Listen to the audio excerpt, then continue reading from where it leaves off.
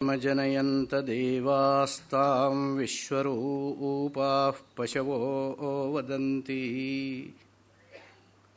ಸಾನೋ ಮಂದ್ರೇಶಮೂರ್ಜನ್ ದುಹಾನಾಧೇನುರ್ವಾಗಸ್ಮಾನುಪಸುಷ್ಟುತೈತು ಮಾ ಗಚ್ಚತ್ವಮಿತಸ್ತತೋ ಗಿರಿಶಭೋ ಮಯ್ಯೇವ ವಾಸಂ ಕುರು ಸ್ವಾಮಿನ್ನಾದಿಕಿರಾತ ಮಾಮಕಮನಃ ಕಾಂತಾರ ಸೀಮಾಂತರೇ ವರ್ತಂತೆ ಬಹುಶೋ ಮೃಗಾಮದಜುಷೋ ಮಾತ್ಸರ್ಯಮೋಹಾದಯಃ ತಾನ್ ಹತ್ವಾ ಮೃಗಯಾ ವಿನೋದರುಚಿತಾ ಲಾಭಂಚ ಸಂಪ್ರಾಪ್ಸ್ಯಸಿ.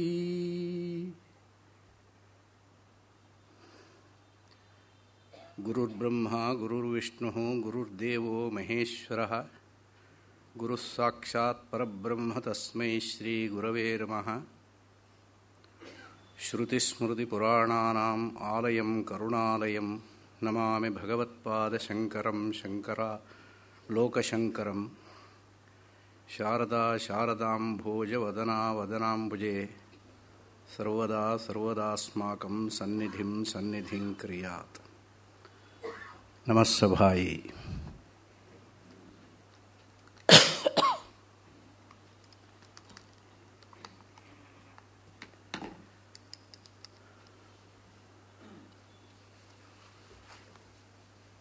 ಮಾನ್ಯ ಆಸ್ತಿಕ ಬಂಧುಜನಗಳೇ, 4 ದಿವಸದಿಂದ ಹಿಂದಿನ ಸರಣಿಯನ್ನು ಸೇರಿಸಿ ಇಲ್ಲಿಯವರೆಗೆ ಕಠೋಪನಿಷತ್ತಿನ ಯಾವ ಒಂದು ವಿವರಣೆಯನ್ನು ಹೇಳುವ ಒಂದು ಕಿಂಚಿತ್ ಪ್ರಯಾಸವನ್ನು ನಾನು ಮಾಡಿದ್ದೇನೆ. ನನ್ನ ಮುಖಾಂತರ ಆ ತಾಯಿ ಶಾರದೆ ತನ್ನ ಅಂತರಂಗವನ್ನು ನಿಮಗೆ ತೋರಿಸುವ ಬುದ್ಧಿಯನ್ನು ನನಗೆ ಪ್ರೇರೇಪಿಸಿ ಇಲ್ಲಿ ತಂದು ನಿಲ್ಲಿಸಿದ್ದಾಳೆ. ಆಕೆ ಏನು ನನ್ನ ಬುದ್ಧಿಯಲ್ಲಿ ಪ್ರಚೋದನೆ ಮಾಡ್ತಾಳೋ ಅಷ್ಟನ್ನು ಮಾತ್ರ ನಾನು ಹೇಳ್ತಾ ಇದ್ದೇನೆ. ಇದು ನಾನು ಹೇಳುವಂಥದ್ದೇನಿಲ್ಲ. ಸಾಕ್ಷಾತ್ ಉಪನಿಷತ್ ಅಂತ ಹೇಳಿದರೆ ಸಾಕ್ಷಾತ್ ವಿದ್ಯೆಯನ್ನೇ, ಬ್ರಹ್ಮವಿದ್ಯೆಯನ್ನೇ ಉಪನಿಷತ್ ಅಂತ ಹೇಳುವಂಥದ್ದು. ತಾಯಿ ಶಾರದೆ ಸಾಕ್ಷಾತ್ ವಿದ್ಯಾಧಿದೇವತೆ. ಆಕೆ ಹೇಳಿ ಪ್ರಚೋದನೆ ಮಾಡಿದ್ದು, ನನ್ನ ಬುದ್ಧಿಗೆ ತೋರಿದ್ದು ನಾನು ನಿಮ್ಮ ಮುಂದೆ ಇಡ್ತಾ ಇದ್ದೇನೆ. ನಾನು ಹೇಳ್ತಿರುವಂಥದ್ದಲ್ಲ. ನನ್ನ ಹಿಂದೆ ಆ ಒಂದು ಶಕ್ತಿ ನನ್ನ ಬಾಯಿಂದ ನುಡಿಸುವಂಥದ್ದು. ನಾನು ಹೇಳಿದ್ದನ್ನು ಈ ಮೈಕ್ ಹೇಗೆ ನಿಮಗೆ ತಲುಪಿಸುತ್ತೆ? ಮೈಕ್ ಹೇಳುತ್ತಾ? ಮೈಕಿನ ಹಿಂದೆ ನಾನು ಹೇಗಿದ್ದೇನೋ ನನ್ನ ಹಿಂದೆ ಆ ಪರಮಾತ್ಮ ಶಕ್ತಿ ಹೇಳಿಸುವಂಥದ್ದು. ಅದು ಪ್ರೇರಣೆ ಮಾಡುವಂಥದ್ದು. ಎಷ್ಟು ಪ್ರೇರಣೆ ಮಾಡುತ್ತೆ ಅಂದರೆ, ನನ್ನ ಪುಣ್ಯ ಎಷ್ಟಿದೆಯೋ ಅದಕ್ಕೆ ಸರಿಯಾಗಿ ಪ್ರೇರಣೆ ಮಾಡುತ್ತೆ. ನಾನು ಕಮ್ಮಿ ಪುಣ್ಯ ಮಾಡಿದರೆ ಕಮ್ಮಿ ಮಾತುಗಳು ನನ್ನ ಬಾಯಿಂದ ಬರುತ್ತೆ. ಸ್ವಲ್ಪ ಜಾಸ್ತಿ ಮಾಡಿದ್ದಿದ್ರೆ ಜಾಸ್ತಿ ವಿವರಣೆಯನ್ನು ಹೇಳುವ ಸಾಮರ್ಥ್ಯವನ್ನು ಕೊಡ್ತಾಳೆ ಆಕೆ. ಹಾಗೆ ನಾನು ಎಷ್ಟು ಪ್ರಾಮಾಣಿಕ ಪ್ರಯತ್ನದಲ್ಲಂತೂ ಪ್ರಾಮಾಣಿಕತೆ ಇದ್ದೇ ಇದೆ. ಆದರೆ ಅದರಲ್ಲಿ ಎಷ್ಟು ಕೃತಕೃತ್ಯನಾಗಿದ್ದೇನೆ, ಎಷ್ಟು ಸಾಫಲ್ಯವನ್ನು ಪಡೆದಿದ್ದೇನೆ, ತಮಗೆಲ್ಲ ಎಷ್ಟು ಅವಗಾಹನೆ ಆಗುವ ರೀತಿಯಲ್ಲಿ ನಾನು ಹೇಳಿದ್ದೇನೆ ಎನ್ನುವುದಕ್ಕೆ ತಾವೇ ಪ್ರಮಾಣ. ಇನ್ನು ಈ ಒಂದು ಪರಮಾತ್ಮ ತತ್ವವನ್ನು ಆ ತಾಯಿ ಶಾರದಾ ಮಾತೆ ಪರಾಶಕ್ತಿ ಏನು ಹೇಳ್ತೇವೆ, ಇದೆಲ್ಲ ಪರಮಾತ್ಮನ ಒಂದು ವ್ಯಕ್ತರೂಪ, ನಾವು ಕಲ್ಪಿಸಿಕೊಂಡ ರೂಪಗಳು. ಅಂತಹ ಪರಮಾತ್ಮ ತತ್ವವನ್ನು ತಿಳಿಯಬೇಕಾದಂತಹ ಸಂದರ್ಭ ಬಂದಿರೋದು ಮನುಷ್ಯ ಜನ್ಮದಲ್ಲಿ. ಮನುಷ್ಯ ಜನ್ಮದಲ್ಲಿ ಪ್ರಾಪಂಚಿಕ ವ್ಯವಹಾರಗಳಲ್ಲಿ ಮುಳುಗಿ ಈ ಜನ್ಮವನ್ನು ಹಾಳು ಮಾಡಿಕೊಳ್ಳಬೇಡಿ. ಸ್ವಲ್ಪ ಮಟ್ಟಿಗೆ ಜಾಗೃತರಾಗಿ. ಪುರಂದರದಾಸರು ಕೂಡ ಬಹಳ ಚೆನ್ನಾಗಿ ಹೇಳಿದ್ದಾರೆ.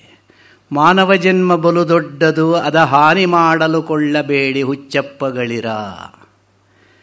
ಮಾನವ ಜನ್ಮವನ್ನು ಸ್ವಲ್ಪವಾದರೂ ಪರಮಾತ್ಮ ಚಿಂತನೆಯ ಕಡೆಗೆ ತಿರುಗಿಸದೇ ಇದ್ದಲ್ಲಿ ಆ ಜನ್ಮ ಹಾನಿಯೇ ಸರಿ, ಅದನ್ನು ಹಾನಿ ಮಾಡಿಕೊಂಡವನು ಹುಚ್ಚಪ್ಪನಲ್ಲದೆ ಇನ್ನೇನು ಎಂಬ ಅಭಿಪ್ರಾಯದಲ್ಲಿ ದಾಸವಾಣಿಯೂ ನಾವು ಕೇಳುವಂಥದ್ದು. ಹಾಗಿರೋದರಿಂದ ಬಂದಿರುವಂತಹ ಈ ಮಾನವ ಜನ್ಮದಲ್ಲಿ ಅಲ್ಪ ಸ್ವಲ್ಪವಾದರೂ ಭಕ್ತಿ, ಉಪಾಸನೆ, ನಿಷ್ಕಾಮ ಕರ್ಮಾನುಷ್ಠಾನ, ಜ್ಞಾನ ಸಾಧನಗಳ ಅನುಷ್ಠಾನ, ಕೊನೆಯಲ್ಲಿ ಜ್ಞಾನಪ್ರಾಪ್ತಿ, ಈ ಒಂದು ಸೋಪಾನ ಕ್ರಮದಲ್ಲಿ ಏರಿ ಹೋಗಬೇಕಾದಂತಹ ಸಾಧಕನಿಗೆ ಹತ್ತಿ ಹೋಗಬೇಕಾದ ಮೆಟ್ಟಲುಗಳು, ಸೋಪಾನಗಳು ತುಂಬ ಇರುವುದರಿಂದ ನಾವು ಕಿಂಚಿತ್ತಾದರೂ ಪ್ರಯತ್ನವನ್ನು ಮಾಡಿದರೆ ಅದು ನಮ್ಮ ಜನ್ಮದ ಒಂದು ಸಾರ್ಥಕ್ಯಕ್ಕೆ ನಿದರ್ಶನವಾಗತ್ತೆ. ಆ ನಿಟ್ಟಿನಲ್ಲಿ ಈಗ ತಾನೇ ಒಬ್ಬ ಮಹನೀಯರು ಬಂದು ಕೇಳಿದರು, ಸ್ವಾಮಿ ನಾವು ಸ್ತೋತ್ರಗಳನ್ನೆಲ್ಲ ಯಾವುದನ್ನಾದರೂ ಹೇಳ್ತಾ ಇರ್ತೇವೆ, ಸಂಸ್ಕೃತ ಭಾಷೆ ಬಲು ಕಠಿಣ, ಆ ಶ್ಲೋಕಗಳಿದ್ದಾಗ ನಮಗೆ ಅರ್ಥವಾಗೋದಿಲ್ಲ, ಆದರೆ ಶ್ಲೋಕವನ್ನು ಹೇಳಿದರೆ ಅರ್ಥವಾಗದೆ ಹೇಳಿದರೆ ಫಲ ಉಂಟು ಅಂತ. ಅರ್ಥವಾಗದೆ ಹೇಳಿದರೂ ಫಲ ಉಂಟು, ಅರ್ಥವಾಗಿ ಹೇಳಿದರೆ ಹೆಚ್ಚಿನ ಫಲ ಉಂಟು. ಫಲವಿಲ್ಲ ಅನ್ನುವಂಥದ್ದಿಲ್ಲ. ಯದೇವ ವಿದ್ಯೆಯ ಕರೋತಿ ಶ್ರದ್ಧೆಯ ಉಪನಿಷದ ತದೇವ ವೀರ್ಯವತ್ತರಂ ಭವತಿ ಅಂತ ಉಪನಿಷದ್ವಾಣಿ. ಯಾವುದನ್ನು ತಿಳಿದು ಹೇಳ್ತಾನೋ, ಯದೇವ ವಿದ್ಯೆಯ ಕರೋತಿ, ಜ್ಞಾನಪೂರ್ವಕವಾಗಿ ತಿಳಿದು ಹೇಳ್ತಾನೋ, ಸ್ತೋತ್ರವನ್ನು ಮಾಡ್ತಾನೋ, ಉಪಾಸನೆಯನ್ನು ಮಾಡ್ತಾನೋ, ಕರ್ಮಾನುಷ್ಠಾನವನ್ನು ಮಾಡ್ತಾನೋ, ಯಾವುದನ್ನೇ ಆಗಲಿ ತಿಳಿದು ಮಾಡಿದಾಗ ಅದು ವೀರ್ಯವತ್ತರವಾಗತ್ತೆ, ಹೆಚ್ಚಿನ ಫಲ. ಉದಾಹರಣೆಯನ್ನು ನಾನು ಹೇಳಿದೆ ಅವರಿಗೆ. ಯಾವುದೇ ಒಂದು ಬೀಜವನ್ನು ನೆಲದಲ್ಲಿ ಹಾಕಿ ನೀರನ್ನು ಸಿಂಪಡಿಸಿದಾಗ ಆ ಬೀಜ ಮೊಳಕೆ ಒಡೆಯೋದು ಸಹಜ ತಾನೆ. ಬೀಜ ಮೊಳಕೆ ಒಡೆಯುತ್ತೆ, ಅಂಕುರವಾಗುತ್ತೆ, ಗಿಡವಾಗುತ್ತೆ, ಮರವಾಗುತ್ತೆ.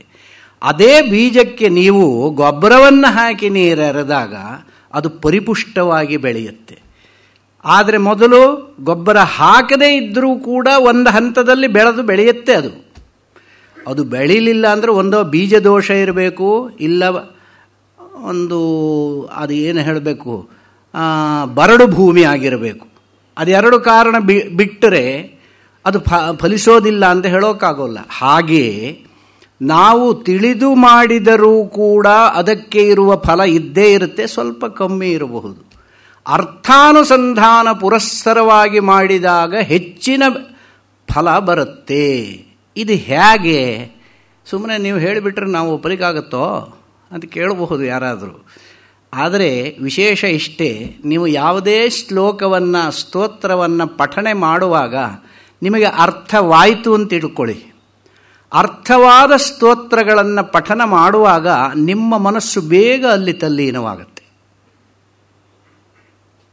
ಅದೇ ನಿಮಗೆ ಅರ್ಥವಾಗದೇ ಇದ್ದಾಗ ಯಾವುದೋ ಒಂದು ರೀತಿಯಲ್ಲಿ ಕತ್ತಲೆಯಲ್ಲಿ ಕಪ್ಪು ಬೆಕ್ಕನ್ನು ಹುಡುಕಿದ ಹಾಗೆ ಸ್ವಲ್ಪ ಮಟ್ಟಿಗೆ ಆಗುತ್ತೆ. ಏನೋ ಬಲವಂತವಾಗಿ ಅಲ್ಲಿ ನಿಲ್ಲಿಸುವ ಪ್ರಯತ್ನವನ್ನು ಮಾಡಿದ ಹಾಗೆ ಆಗುತ್ತೆ. ಆದರೂ ಕೂಡ ಅರ್ಥಾನುಸಂಧಾನವಾದಾಗ, ಉದಾಹರಣೆಗೆ ಪ್ರಸಿದ್ಧವಾದ ಶ್ಲೋಕಗಳು ಎಷ್ಟೋ ಇದ್ದಾವೆ, ಸ್ತೋತ್ರಗಳು. ಆ ಸ್ತೋತ್ರಗಳಲ್ಲಿ ಆತ್ಮಾತ್ವಂ ಗಿರಿಜಾಮತಿ ಸಹಚರಾ ಪ್ರಾಣ ಶರೀರಂ ಗೃಹಂ ಪೂಜಾತೆ ವಿಷಯೋಪಭೋಗರಚನಾ ನಿದ್ರಾ ಸಮಾಧಿಸ್ಥಿತಿ ಸಂಚಾರ ಪದಯೋ ಪ್ರದಕ್ಷಿಣ ವಿಧಿ ಸ್ತೋತ್ರಾಣಿ ಸರ್ವಾಗಿರೋ ಯದ್ಯತ್ ಕರ್ಮ ಕರೋಮಿ ತತ್ತದಖಿಲಂ ಶಂಭೋ ತವಾರಾಧನಂ. ಎಂತಹ ಒಂದು ಶ್ಲೋಕವನ್ನು ಭಗವತ್ಪಾದರು ನಮಗೆ ಕೊಟ್ಟಿದ್ದಾರೆ ಅಂದರೆ, ನಮ್ಮ ದೈನಂದಿನ ಚಟುವಟಿಕೆಗಳನ್ನು ಎಲ್ಲವನ್ನೂ ಭಗವಂತನ ಪೂಜೆ ಅಂತ ನೀವು ಭಾವಿಸಿ. ನಾನು ಮಾಡ್ತಿರುವಂಥ ಎಲ್ಲ ಚಟುವಟಿಕೆಗಳು ಭಗವಂತನ ಆರಾಧನೆ. ಹೇಗೆ? ಆತ್ಮಾತ್ವಂ, ನಿನ್ನನ್ನೇ ನೀನು ಪರಮಾತ್ಮ ಅಂತ ತಿಳ್ಕೋ. ಆತ್ಮಾತ್ವಂ ಗಿರಿಜಾಮತಿ, ಪರಮಾತ್ಮ ಅಂದರೆ ಈಶ್ವರ, ಈಶ್ವರ ಅಂತ ತಿಳಿದುಕೋ. ಈಶ್ವರನಾದರೆ ಪಾರ್ವತಿ ಯಾರು? ಗಿರಿಜಾ ಮತಿ, ನಿನ್ನ ಬುದ್ಧಿಯೇ ಗಿರಿಜೆ. ಸಹಚರಾ ಪ್ರಾಣಾಹ, ಆ ಒಂದು ಈಶ್ವರನ ಪ್ರಮಥಗಣಗಳು. ಸಹಚರರು ಯಾರು ಅಂತ ಕೇಳಿದರೆ ನಿನ್ನ ಪ್ರಾಣಗಳೇ. ಪಂಚಪ್ರಾಣಗಳಿದ್ದಾವಲ್ಲ, ಪ್ರಾಣಾಪಾನ ವ್ಯಾನೋದಾನ ಸಮಾನ ರೂಪ ಪಂಚಪ್ರಾಣಗಳೇ ಸಹಚರರು ಅಂತ ತಿಳಿ. ನಿನ್ನ ಪಂಚಪ್ರಾಣಗಳು ಈಶ್ವರನ ಪ್ರಮಥಗಣಗಳು, ಸಹಚರರು ಅಂತ ತಿಳಿ. ಸಹಚರಾ ಪ್ರಾಣಾಹ ಶರೀರಂ ಗೃಹಂ, ಈಶ್ವರನ ಮನೆ ಯಾವುದು ಅಂತ ಕೇಳಿದರೆ ನಿನ್ನ ದೇಹವೇ. ದೇಹೋ ದೇವಾಲಯ ಪ್ರೋಕ್ತೋ ಜೀವೋ ದೇವ ಸನಾತನಃ ಜೀವೋ ಹಂಸ ಸದಾಶಿವ ಅಂತ ತಾನೇ ಹೇಳೋದು. ಆ ನಮ್ಮ ದೇಹವೇ ಪರಮಾತ್ಮನ ಈಶ್ವರನ ಮನೆ. ಶರೀರಂ ಗೃಹಂ ಪೂಜಾತೆ, ಅವನಿಗೆ ನಾವು ಮಾಡಬೇಕಾದ ಪೂಜೆ ಏನಪ್ಪ ಅಂತ ಹೇಳಿದರೆ ವಿಷಯೋಪಭೋಗ ರಚನಾ. ನಾವು ಯಾವ ಯಾವ ವಿಷಯಗಳ ಉಪಭೋಗವನ್ನು ಮಾಡ್ತಾ ಇದ್ದೇವೆ. ವಿಷಯೋಪಭೋಗ ಅಂತ ಹೇಳಿದರೆ ಪ್ರಾಪಂಚಿಕ ವಿಷಯಗಳು, ಶಬ್ದ ಸ್ಪರ್ಶ ರೂಪರ ಸಗಂಧಾದಿಗಳನ್ನು ನಾವು ನಮ್ಮ ಜೀವನದಲ್ಲಿ ದೈನಂದಿನ ಜೀವನದಲ್ಲಿ ಏನು ಅನುಭವಿಸ್ತಾ ಇದ್ದೇವೋ ಇದನ್ನೆಲ್ಲ ಅವನ ಪೂಜೆ ಅಂತ ತಿಳ್ಕೊಂಡು ಮಾಡಿ. ನಿದ್ರಾ ಸಮಾಧಿಸ್ಥಿತಿ. ಸಮಾಧಿಸ್ಥಿತಿ ಯಾವುದು ಅಂದರೆ ನೀವು ಮಾಡುವ ನಿದ್ರೆಯೇ ಸಮಾಧಿಸ್ಥಿತಿ. ಸಂಚಾರ ಪದಯೋ ಪ್ರದಕ್ಷಿಣ ವಿಧಿ. ನೀವು ತಿರುಗುವಂಥವೆಲ್ಲ ತಿರುಗಾಟವೂ ಕೂಡ ಅವನಿಗೆ ಮಾಡುವ ಪ್ರದಕ್ಷಿಣ ಅಂತ ತಿಳ್ಕೊಳ್ಳಿ. ಪ್ರದಕ್ಷಿಣ ವಿಧಿ. ನೀವು ಆಡುವ ಮಾತುಗಳೆಲ್ಲ ಅವನ ಸ್ತೋತ್ರಗಳು. ಸ್ತೋತ್ರಾಣಿ ಸರ್ವಾಗಿರಹ ಎಂಬುದಾಗಿ ತಿಳಿಯಿರಿ.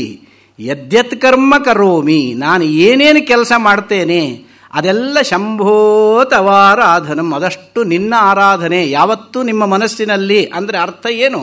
ಇದನ್ನೆಲ್ಲ ಮಾಡುವ ಸಮಯದಲ್ಲೂ ಆ ಶಂಭುವಿನ ವಿಷಯದಲ್ಲೇ ನಿಮ್ಮ ಬುದ್ಧಿ ನೆಲೆಸಿದ್ದರೆ ನೀವು ಮಾಡುವ ಕಾರ್ಯವೆಲ್ಲ ಅವನಿಗೆ ಅರ್ಪಿತ.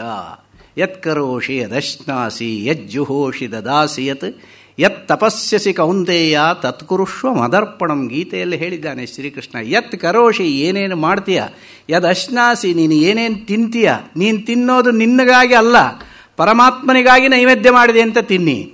ಪರಮಾತ್ಮ ಧ್ಯಾನಪೂರ್ವಕವಾಗಿ. ಅದಕ್ಕಾಗಿಯೇ ಹಿಂದೆಲ್ಲ ನಾವು ಸಣ್ಣಕ್ಕಿದ್ದಾಗ ಹೇಳ್ಕೊಡ್ತಾ ಇದ್ರು, ಊಟಕ್ಕೆ ಕೂತಾಗ ಅನ್ನಪೂರ್ಣೆ ಸದಾಪೂರ್ಣೆ ಶಂಕರ ಪ್ರಾಣವಲ್ಲಭೆ ಜ್ಞಾನವೈರಾಗ್ಯ ಸಿದ್ಧ್ಯರ್ಥಂ ಭಿಕ್ಷಾಂದೇಹಿ ಚ ಪಾರ್ವತಿ ಮಾತಾ ಚ ಪಾರ್ವತೀ ದೇವಿ ಪಿತಾ ದೇವೋ ಮಹೇಶ್ವರ ಬಾಂಧವಾ ಶಿವಭಕ್ತಾಶ್ಚ ಸ್ವದೇಶೋ ಭುವನತ್ರಯಂ ಅನ್ನಂ ಬ್ರಹ್ಮ ರಸೋ ವಿಷ್ಣು ಭೋಕ್ತಾ ದೇವೋ ಮಹೇಶ್ವರ ಇತಿ ಧ್ಯಾತ್ವಾತು ಯೋ ಭುಂಕ್ತೆ ಸೌನದೋಷೋ ನ ವಿದ್ಯತೆ ಅಂತ ಹೇಳ್ತಾರೆ. ಈ ರೀತಿಯಾಗಿ ಧ್ಯಾನ ಮಾಡಿ ಯಾರು ಊಟ ಮಾಡ್ತಾರೋ ಆ ಊಟದಲ್ಲಿ ಇರುವ ದೋಷಗಳೆಲ್ಲ ಪರಿಹಾರವಾಗುವುದು. ಸೂನದೋಷ ಅಂದರೆ ಪಂಚಸೂನ ದೋಷ ಅಂತ ಹೇಳ್ತಾರೆ. ಯಾವ ಒಂದು ಅಕ್ಕಿಯನ್ನು ನಾವು ಅನ್ನವನ್ನಾಗಿ ಮಾಡ್ತೇವೆ, ಅಕ್ಕಿಯನ್ನು ಅನ್ನ ಮಾಡಬೇಕಾದರೂ ಕೂಡ ಅನೇಕ ಪೂರ್ವ ಸಂಸ್ಕಾರಗಳಾಗಬೇಕು ತಾನೇ, ತಾನಾಗೆ ಅನ್ನವಾಗೋದಿಲ್ಲ. ಅನ್ನವಾಗಬೇಕಾದ್ರೆ ಒಲೆಯ ಮೇಲೆ ಪಾತ್ರೆ ಇಡಬೇಕು, ನೀರಿಡಬೇಕು, ಬೆಂಕಿ ಹಾಕಬೇಕು, ಆನಂತರ ಅಕ್ಕಿ ಹಾಕಬೇಕು. ಅಕ್ಕಿ ಹಾಕಬೇಕಾದ್ರೆ ಅಕ್ಕಿಯನ್ನು ಪಡೆಯಬೇಕಾದ್ರೆ ನೀವು ಮಿಲ್ನಲ್ಲಿ ಭತ್ತವನ್ನು ಅಕ್ಕಿ ಮಾಡಬೇಕು. ಅಲ್ಲಿಯವರೆಗೆ ಆ ಧಾನ್ಯದ ಒಂದು ಸಂಸ್ಕಾರವಾಗುತ್ತೆ. ಆ ಸಂಸ್ಕೃತವಾದ ಧಾನ್ಯ ಆ ಸಂಸ್ಕಾರವಾಗುವಾಗ ಅನೇಕ ದೋಷಗಳು ಉಂಟಾಗುತ್ತಂತೆ. ಅದಕ್ಕೆ ಪಂಚಸೂನಾದೋಷ ಅಂತ ಹೇಳ್ತಾರೆ. ಅಕ್ಕಿಯನ್ನು ಕುಟ್ಟೋದಾಗಲಿ, ಹಿಂದೆ ಕುಟ್ತಾ ಇದ್ರು, ಕುಟ್ಟಿ ಅಕ್ಕಿ ಮಾಡ್ತಾ ಇದ್ರು. ಇವಾಗೆಲ್ಲ ಮಿಲ್ ಬಂದಿದೆ. ಆ ರೀತಿಯಾದಂತಹ ಧಾನ್ಯದಿಂದ ತುಷ ವಿಮೋಕ ರೂಪವಾದಂತಹ ಕಾರ್ಯ ಏನಾಗುತ್ತೋ ಅದರಲ್ಲೂ ಕೂಡ ದೋಷ ಬರುತ್ತೆ, ಧಾನ್ಯಕ್ಕೆ ಹಿಂಸೆ ಆಗುತ್ತೆ ಅನ್ನುವ ದೃಷ್ಟಿಯಿಂದ ಪಂಚಸೂನ ದೋಷಗಳು, ಆ ದೋಷಗಳೆಲ್ಲ ಪರಿಹಾರವಾಗ್ತವೆ ಇವರನ್ನು ಊಟದ ಸಮಯದಲ್ಲಿ ನೆನೆದರೆ. ನಾವು ಟಿ ವಿ ಮುಂದೆ ಕೂತ್ಕೊಂಡು ಊಟ ಮಾಡಿದರೆ ಏನಾಗುತ್ತೆ ಹೇಳಿ? ಟಿ ವಿಯಲ್ಲಿ ನೀವು ಊಟಕ್ಕೆ ಕೂತಾಗ ಟಿ ವಿ ಹಾಕ್ಕೊಂಡು ಒಳ್ಳೆ ಷಡ್ರಸಾನ್ನ ಭೋಜನ ಮನೆಯಲ್ಲಿ ಚೆನ್ನಾಗಿ ಆಕೆ ಮಾಡಿರ್ತಾರೆ, ತಾಯಿ ಆಗಲಿ ಹೆಂಡತಿ ಆಗಲಿ. ಷಡ್ರಸಾನ್ನ ಭೋಜನವನ್ನು ನೀವು ಊಟ ಮಾಡ್ತಾ ಕೂತಿರ್ತೀರ. ಟಿ ವಿ ಹಾಕ್ಕೊಂಡು ಊಟ ಮಾಡುವಾಗ ಟಾಯ್ಲೆಟ್ ತೊಳೆಯೋದು ಇದ್ಯಾವುದು ಅನ್ನೋದನ್ನು ಅಡ್ವರ್ಟೈಸ್ಮೆಂಟ್ ಕೊಡ್ತಾನೆ. ಆ ಸಮಯದಲ್ಲಿ ಬೇಕೇ ನಮಗೆ? ಆವಾಗ ಏನಾಗುತ್ತೆ, ಅದನ್ನು ನೋಡಿದ ಕೂಡಲೇ ಒಂದು ರೀತಿ ಅಸಹ್ಯವಾಗುತ್ತೆ ಮನಸ್ಸಿಗೆ. ಅಸಹ್ಯ ಪಟ್ಟುಕೊಂಡು ಅನ್ನವನ್ನು ಊಟ ಮಾಡಬಾರದು. ಅನ್ನಂ ನ ನಿಂದ್ಯಾತ್ ತದ್ರತಂ ಪೃಥಿವೀ ವಾ ಅನ್ನಂ ಆಕಾಶೋ ಓನ್ನಾದ ಪೃಥಿವ್ಯಾಮಾಕಾಶ ಪ್ರತಿಷ್ಠಿತ. ಈ ರೀತಿಯಾಗಿ ತೈತ್ರಿಯೋಪನಿಷತ್ತಿನಲ್ಲಿ ಅನ್ನಂ ನ ನಿಂದ್ಯ, ಅನ್ನವನ್ನು ನಿಂದೆ ಮಾಡಿಕೊಂಡು ಊಟ ಏನು ಕಷ್ಟಪಟ್ಟು ಮಾಡಿರ್ತಾರೆ ಮನೆಯಲ್ಲಿ ಹೆಂಗಳೆಯರು, ಅವರ ಕಷ್ಟ ಅವರಿಗೇ ಗೊತ್ತು.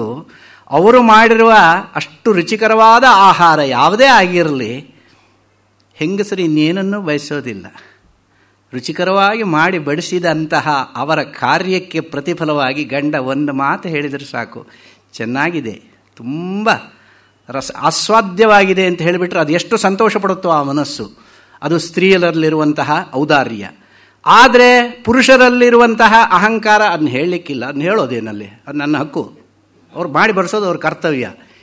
ಎಲ್ಲರೂ ಹಾಗಿರ್ತಾರೆ ಅಂತಲ್ಲ, ಕೆಲವರಂತೂ ಹಾಗೆ ಇರ್ತಾರೆ. ಅದನ್ನು ಹೇಳೋದೇನಿದೆ ಅದರಲ್ಲಿ ವಿಶೇಷ? ಅವ್ರು ಮಾಡಿ ಹಾಕೋದು ಮಾಡಿ ಹಾಕ್ತಾ ಇದ್ದಾರೆ. ನಾನು ತಂದು ಹಾಕೋದಿಲ್ವೇ? ನಾನು ತಂದು ಹಾಕೋದಕ್ಕೆ ಏನಾದರೂ ಹೇಳ್ತಾರೆ? ಇವಲ್ಲ. ತಂದು ಹಾಕಿದಂತಹ ಗಂಡನ ಒಂದು ಶ್ರಮವನ್ನು ಕೂಡ ಹೆಂಡತಿ ಕೊಂಡಾಡಬೇಕು. ನೀವು ಎಲ್ಲಿ ಹಗಲೆಲ್ಲ ಬಿಸಿಲಲ್ಲಿ ಮಳೆಯಲ್ಲಿ ಸುತ್ತಿ ಎಷ್ಟು ಕಷ್ಟಪಟ್ಟು ಎಷ್ಟು ಸಂಪಾದನೆ ಮಾಡಿ ತಂದು ಹಾಕಿರ್ತೀರಿ. ಮನೆಯಲ್ಲಿ ಮಾಡಿ ಹಾಕೋದಕ್ಕೆ ನನಗೇನು ಕಷ್ಟ? ಇದು ಹೆಂಡತಿ ಹೇಳಬೇಕು. ಹೆಂಡತಿ ಚೆನ್ನಾಗಿ ಮಾಡಿ ಬಡಿಸಿದ ನಂತರ 2 ಮಾತು ಒಳ್ಳೇದು ಮಾತು ಆಡಿದ್ರೆ ಏನು ಹೋಗುತ್ತೆ? ಕಳ್ಕೊಳ್ಳೋದೇನು? ವಚನೇ ಕಾದರಿದ್ರತ.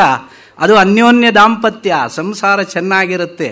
ನಮ್ಮ ಯಜಮಾನ್ರಿ ನಾವು ಏನು ಮಾಡಿ ಹಾಕಿದ್ರು, ಉಪ್ಪು ಜಾಸ್ತಿ ಆದರೂ ಏನೂ ಹೇಳೋಲ್ರಿ, ಖುಷಿಯಾಗಿ ಊಟ ಮಾಡಿಬಿಡ್ತಾರೆ. ಅಷ್ಟು ಒಳ್ಳೆ ಗುಣ ಅವ್ರದ್ದು. ಹೇಳ್ಕೊಂಡು ಸುತ್ತ ಬರ್ತಾರೆ. ಹೆಂಗಳನ್ನೆಲ್ಲ ನೋಡಿ ಅವರು ಒಟ್ಟು ಸೇರಿದಾಗ ಮಾತನಾಡೋದೇನು ಅಂದರೆ ತಮ್ಮ ಗಂಡಂದಿರ ಬಗ್ಗೆನೇ. ಗಂಡಂದಿರ ಬಗ್ಗೆನೇ ಹೇಗೆ ಮಾತಾಡ್ತಾರೆ ಅಂತ ಹೇಳಿದ್ರೆ, ನಮ್ಮ ಯಜಮಾನರು ಹಾಗೆ ಪ್ರತಿಯೊಂದು ಕ್ಷಣದಲ್ಲಿಯೂ ಅವ್ರ ಗಂಡನ ಚಿಂತೆಯೇ.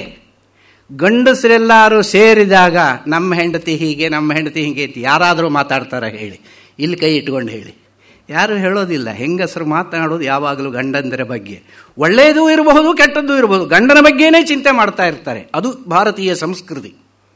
ನಾರಿಯ ಒಂದು ಔದಾರ್ಯ, ನಾರಿಯ ಒಂದು ಮಹತ್ವ ಅನ್ನುವಂಥದ್ದು. ಹಾಗಿರೋದ್ರಿಂದ ಈ ಪಂಚಸೂನಾ ದೋಷವನ್ನು ನಾವು ಪರಿಹಾರ ಮಾಡಿಕೊಳ್ಬೇಕಾದ್ರೆ ಊಟಕ್ಕೆ ಕೂತಾಗ ದೇವತಾ ಸ್ಮರಣೆ ಮಾಡಬೇಕು. ಅದಕ್ಕೋಸ್ಕರವಾಗಿ ಅನ್ನಂ ಬ್ರಹ್ಮ ರಸೋ ವಿಷ್ಣು. ನಾವು ತಿನ್ನುವ ಅನ್ನವೆಲ್ಲ ಬ್ರಹ್ಮ, ರಸವೆಲ್ಲ ವಿಷ್ಣು ಸ್ವರೂಪ. ಭೋಕ್ತಾ ದೇವೋ ಮಹೇಶ್ವರ. ಉಣ್ಣುವವನು ಯಾರು ಅಂತ ಹೇಳಿದ್ರೆ ಮಹೇಶ್ವರ, ಅಂದರೆ ತ್ರಿಮೂರ್ತಿ ಧ್ಯಾನ ಮಾಡ್ತಾ ಇದ್ದೀವಿ. ಇತಿಧ್ಯಾತ್ವಾತು ಯೋ ಭುಂಕ್ತೆ ತಸ್ ಸೋನದೋಷೋ ನ ವಿದ್ಯತೆ. ಸೂನದೋಷ ಖಂಡನಿ, ಪರಿಷಣಿ, ಚುಲ್ಲಿ, ಪೇಷಣಿ ಇತ್ಯಾದಿಯಾಗಿ ಹೇಳ್ತಾರೆ. ತುಂಡು ಮಾಡೋದು, ಈ ತರಕಾರಿಯನ್ನು ತುಂಡು ಮಾಡೋದಿಲ್ವೇ, ಕತ್ತರಿಸೋದಿಲ್ವೇ, ಅವೆಲ್ಲ ದೋಷ. ಹಸಿ ತರಕಾರಿ ಅದಕ್ಕೆ ಜೀವ ಇರುತ್ತೆ, ಜೀವ ಇಲ್ದಿದ್ದು ನಾವು ತಿನ್ನೋದಿಲ್ಲ.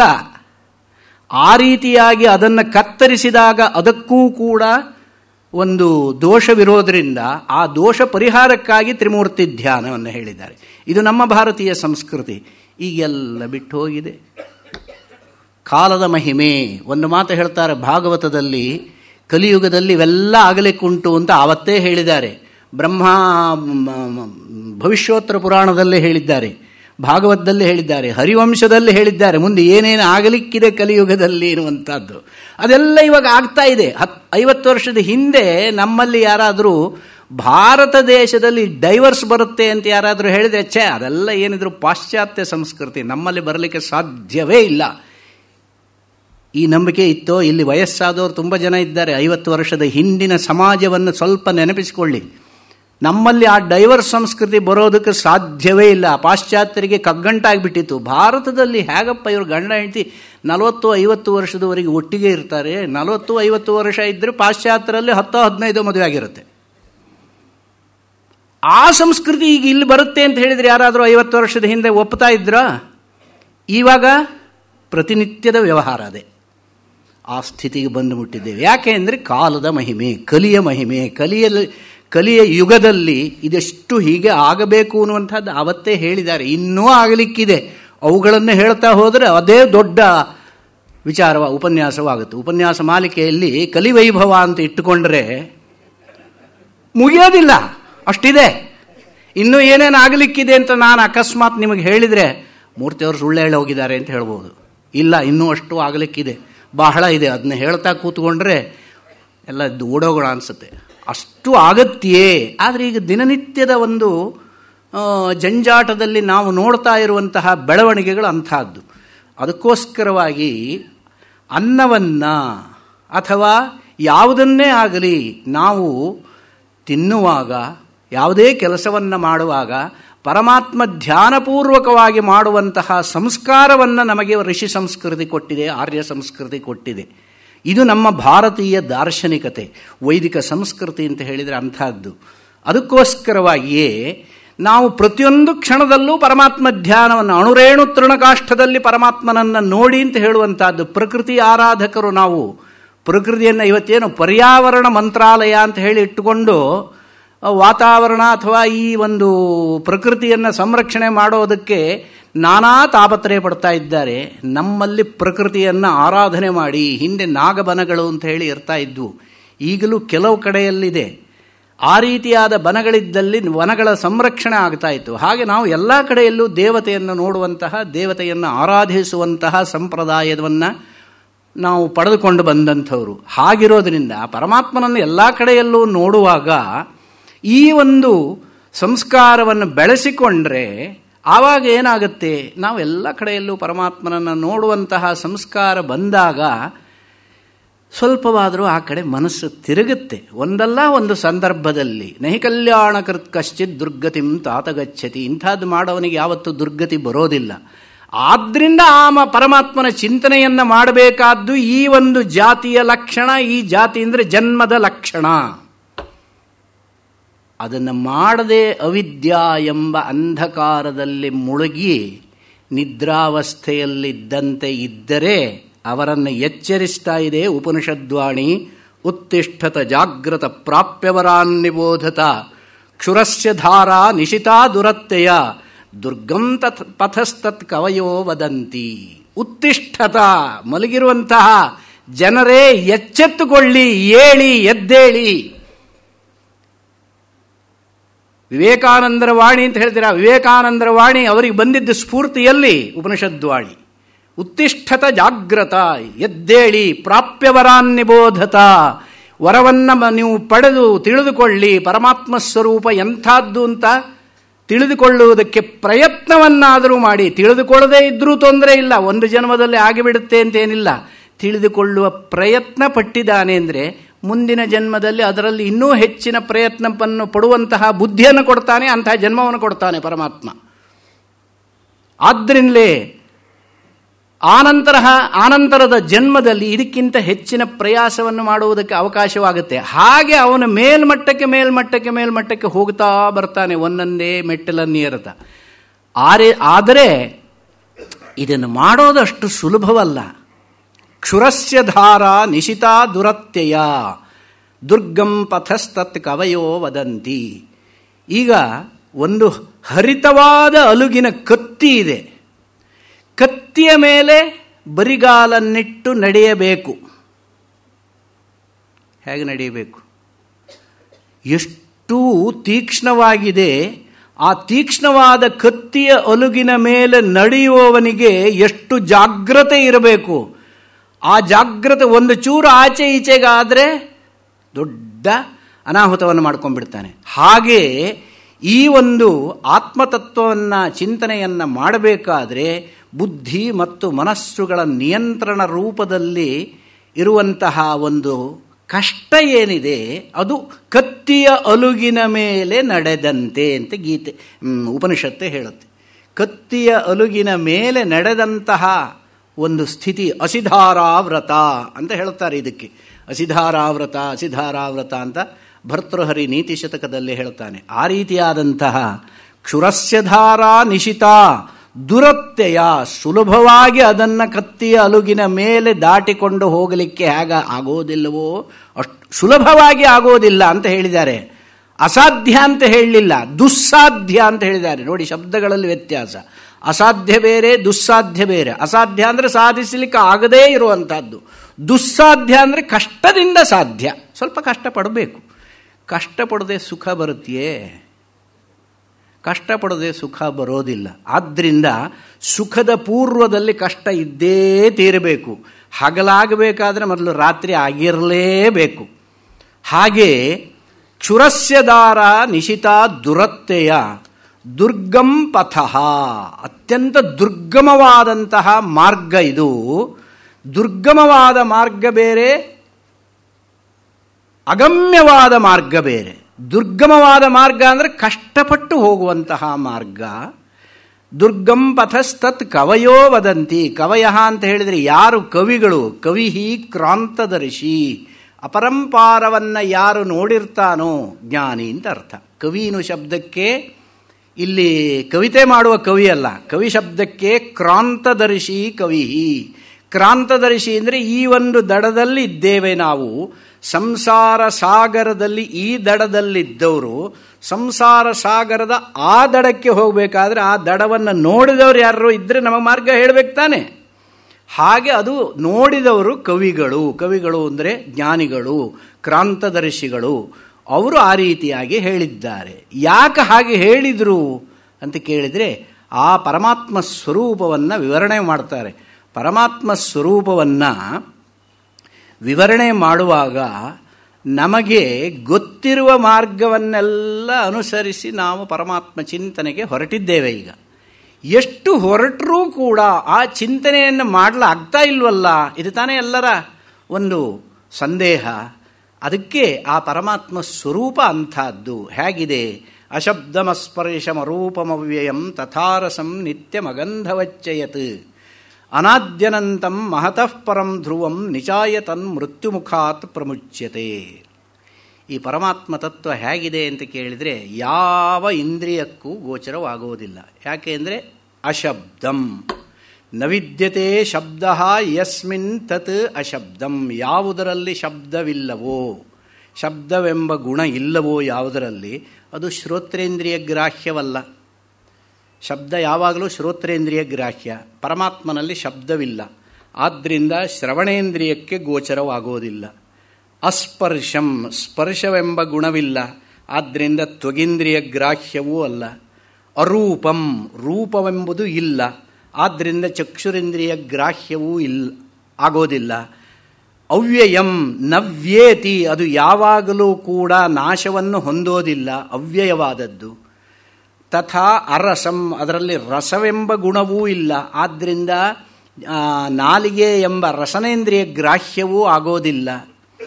ನಿತ್ಯಂ ಅಗಂಧವಚ್ಚ, ಗಂಧವೂ ಇಲ್ಲದೇ ಇರುವಂಥದ್ದು, ಆದ್ದರಿಂದ ಮೂಗಿನಿಂದಲೂ ಗೊತ್ತಾಗೋದಿಲ್ಲ. ಅಂದರೆ ಏನಾಯಿತು? ಪಂಚಜ್ಞಾನೇಂದ್ರಿಯಗಳಿಗೂ ವಿಷಯವಾಗದೇ ಇರುವಂಥದ್ದು ಈ ಪರಮಾತ್ಮ ತತ್ವ. ಅನಾದಿ ಅನಂತಂ, ಇದು ಅನಾದಿಯಾದದ್ದು, ಇದಕ್ಕಿನ್ನೊಂದು ಕಾರಣವಿಲ್ಲ. ಇದು ಇನ್ನೊಂದರ ಕಾರ್ಯವಾಗುವುದಿಲ್ಲ. ಇನ್ನೊಂದರ ಕಾರ್ಯವಾದರೆ ಇದಕ್ಕೊಂದು ಕಾರಣ ಇದೆ ಅಂತ. ನವಿದ್ಯತೆ ಆದಿಹಿ ಯಸ್ಯ ತತ್ ಅನಾದಿ, ಆದಿ ಇಲ್ಲದ್ದು, ಹಾಗೆ ಅಂತವೂ ಇಲ್ಲದ್ದು. ಅನಾದ್ಯನತ್ತಂ, ಅಂತವೂ ಇಲ್ಲ, ನಾಶವೂ ಇಲ್ಲ. ಮಹತಃ ಪರಂ, ಮಹತಃ ಪರಂ, ಮಹತ್ತತ್ವ ಅನ್ನುವಂಥದ್ದು ಏನಿದೆ, ಅವ್ಯಾಕೃತ, ಅವ್ಯಕ್ತ ಅಥವಾ ಮಾಯಾತತ್ವ, ಅವಿದ್ಯಾತತ್ವ ಇತ್ಯಾದಿಯಾಗಿ ಅನೇಕ ಶಬ್ದಗಳಿಂದ ಯಾವ ತತ್ವವನ್ನು ಹೇಳ್ತಾರೋ ಅದಕ್ಕಿಂತಲೂ ಉತ್ಕೃಷ್ಟವಾದಂಥ ತತ್ವ ಇದು. ಧ್ರುವಂ ನಿಚಾಯ್ಯ, ಸ್ಥಿರವಾಗಿ ಇರುವಂತಹ ಇದನ್ನು ನಿಚಾಯ್ಯ, ನಿಚಾಯ್ಯ ಅಂದರೆ ನೋಡಿಬಿಟ್ಟು, ಸಾಕ್ಷಾತ್ಕಾರ ಮಾಡಿಕೊಂಡು ಬಿಟ್ಟು, ಆನಂತರದಲ್ಲಿ ಅವನು ಮೃತ್ಯುಮುಖಾತ್ ಪ್ರಮುಚ್ಯತೆ. ಮೃತ್ಯುಮುಖದಿಂದ ಅಂದರೆ ಆನಂತರದಲ್ಲಿ ಅವನಿಗೆ ಮೃತ್ಯು ಅನ್ನುವಂಥದ್ದು ಬರೋದಿಲ್ಲ. ಮೃತ್ಯುವಿನಿಂದ ನಾವೆಲ್ಲ ಮರ್ತ್ಯರು. ಯಾಕೆ ನಾವು ಮರ್ತ್ಯರು ಅಂತ ಹೇಳಬೇಕು ಮನುಷ್ಯರನ್ನೆಲ್ಲ ಅಂತ ಹೇಳಿದರೆ, ಮೃತ್ಯುವಿನಿಂದ ಗ್ರಸಿತವಾಗುವಂಥವರು.